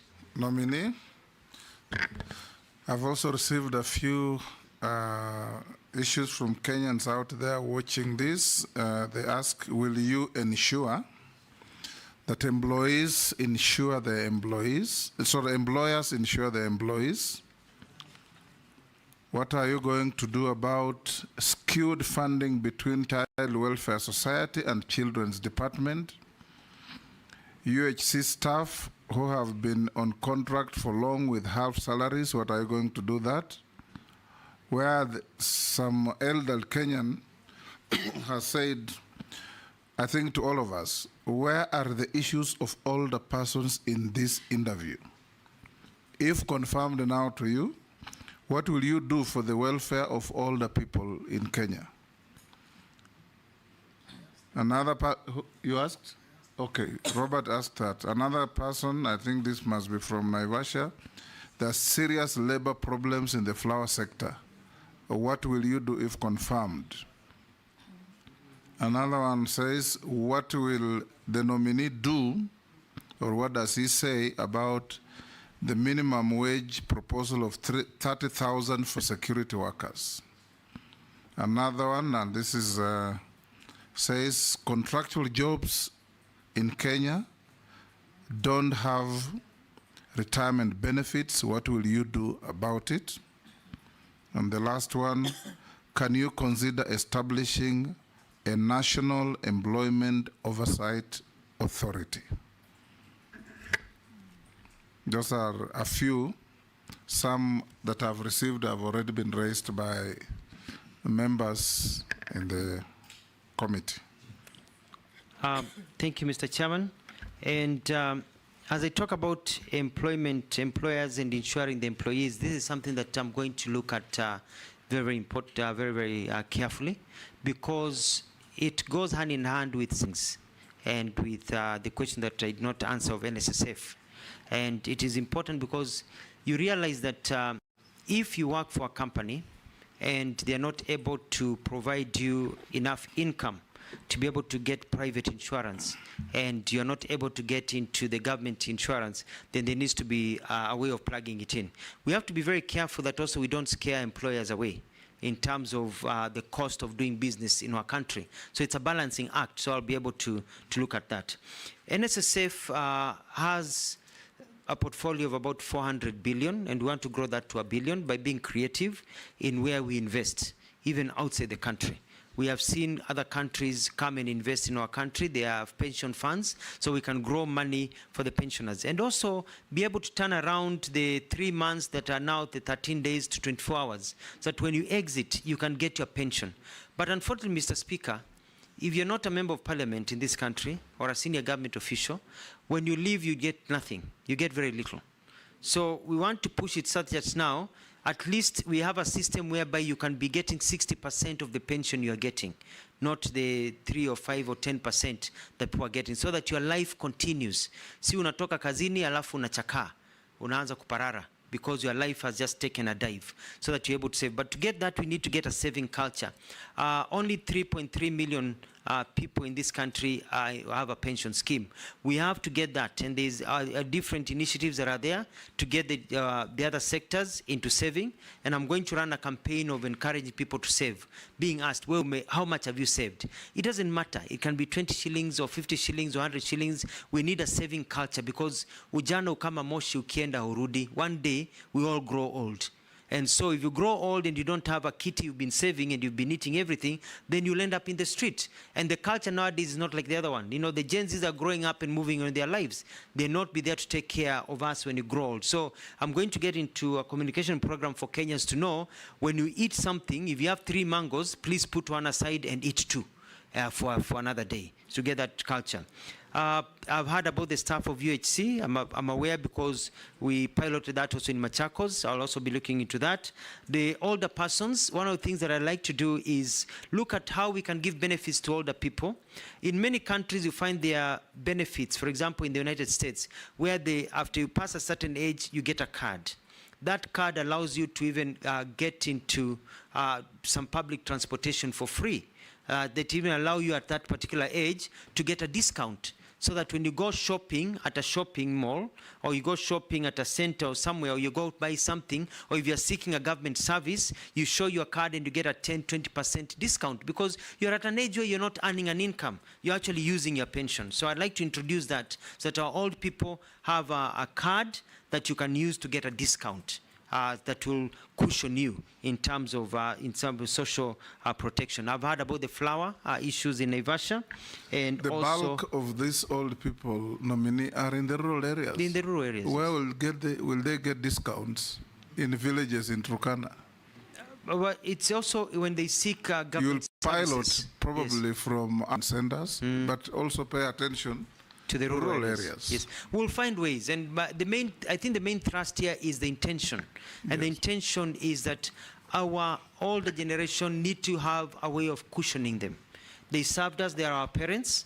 They have taken good care of us. Let's cushion them in the old age and create a system in our country that takes care of them, even as they go about with the Inua Jamii.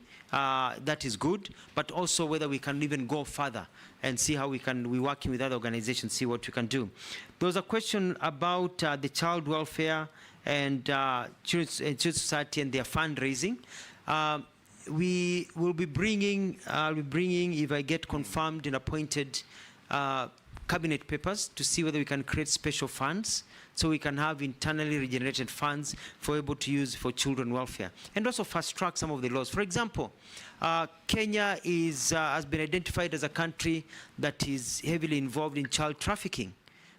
We are a conduit of child traffickers. We are a destination of child traffickers. We are a source of child trafficking. And it is also because we have failed, and I'll be bringing through cabinet, I think it's already there, through the, if I'm appointed through the Mheshimiwa Ishungwa, the passage of us to get into the Hague Convention for the protection of child, trafficking. Because if countries like Somalia can sign child trafficking in the Hague, and Tanzania and Uganda and others, and we have failed to do so, it makes us look like we really support trafficking of children across the world. On the minimum wage, I will look into it. I'll sit down and see, because it depends on what the market can afford.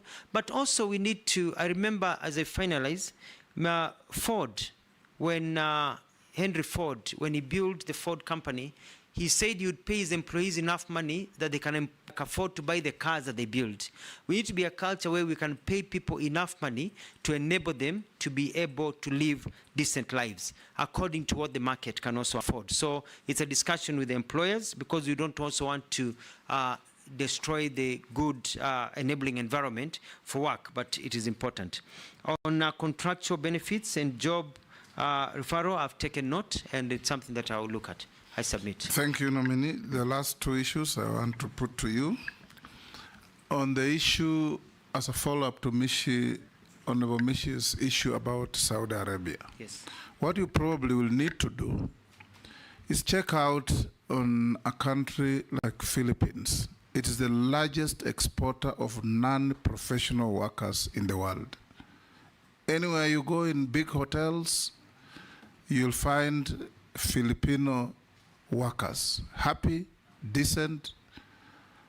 Find out what mechanisms and legal regime they operate between Philippines and the countries they work.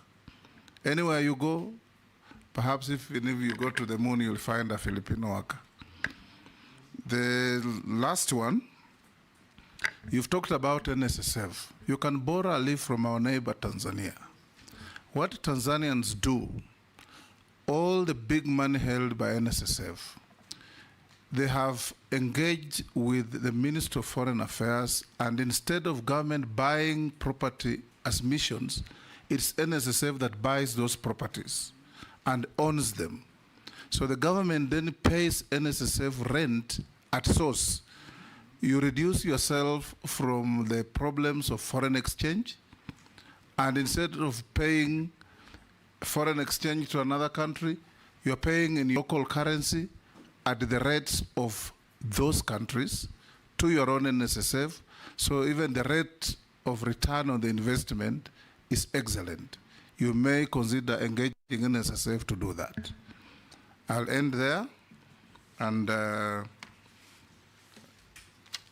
after we finish, you will see our secretariat. They have some mismatch with your documents so that you can put them in order for the record. I want to ask you a few last questions. Do you have any, have you ever been mentioned adversely in any integrity-related report or investigations? No, Forget about your Machakos shenanigans? No, I have never. Yes. Do you hold any leadership position in any political party within Kenya? No, I do not. What is your net worth? Net worth is 462 million shillings. Made of? Made of assets that I have, like homes, land, where I do some bit of farming, and a few businesses that I have. Thank you. Thank you, Alfred. Make sure before you leave, you sort out your documentation with the Secretariat. So we can release you to go back to your other duties.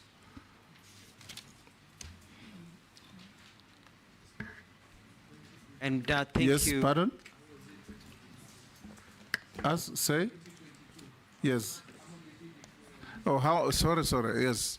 You appeared before us in 2022. How much were you worth then? I think that's a serious omission. I was worth 420 million shillings. And today? And 462. Yes. It's been about 9 to 10% normal growth in terms of land value and growth in the industries. Thank you. You may be escorted by our sergeant. Have a good day and a blessed Sunday.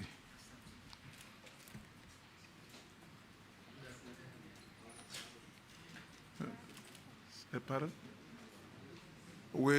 Honorable members, you'll have a 10-minute break to allow the clerks to put the documentation for the next nominee.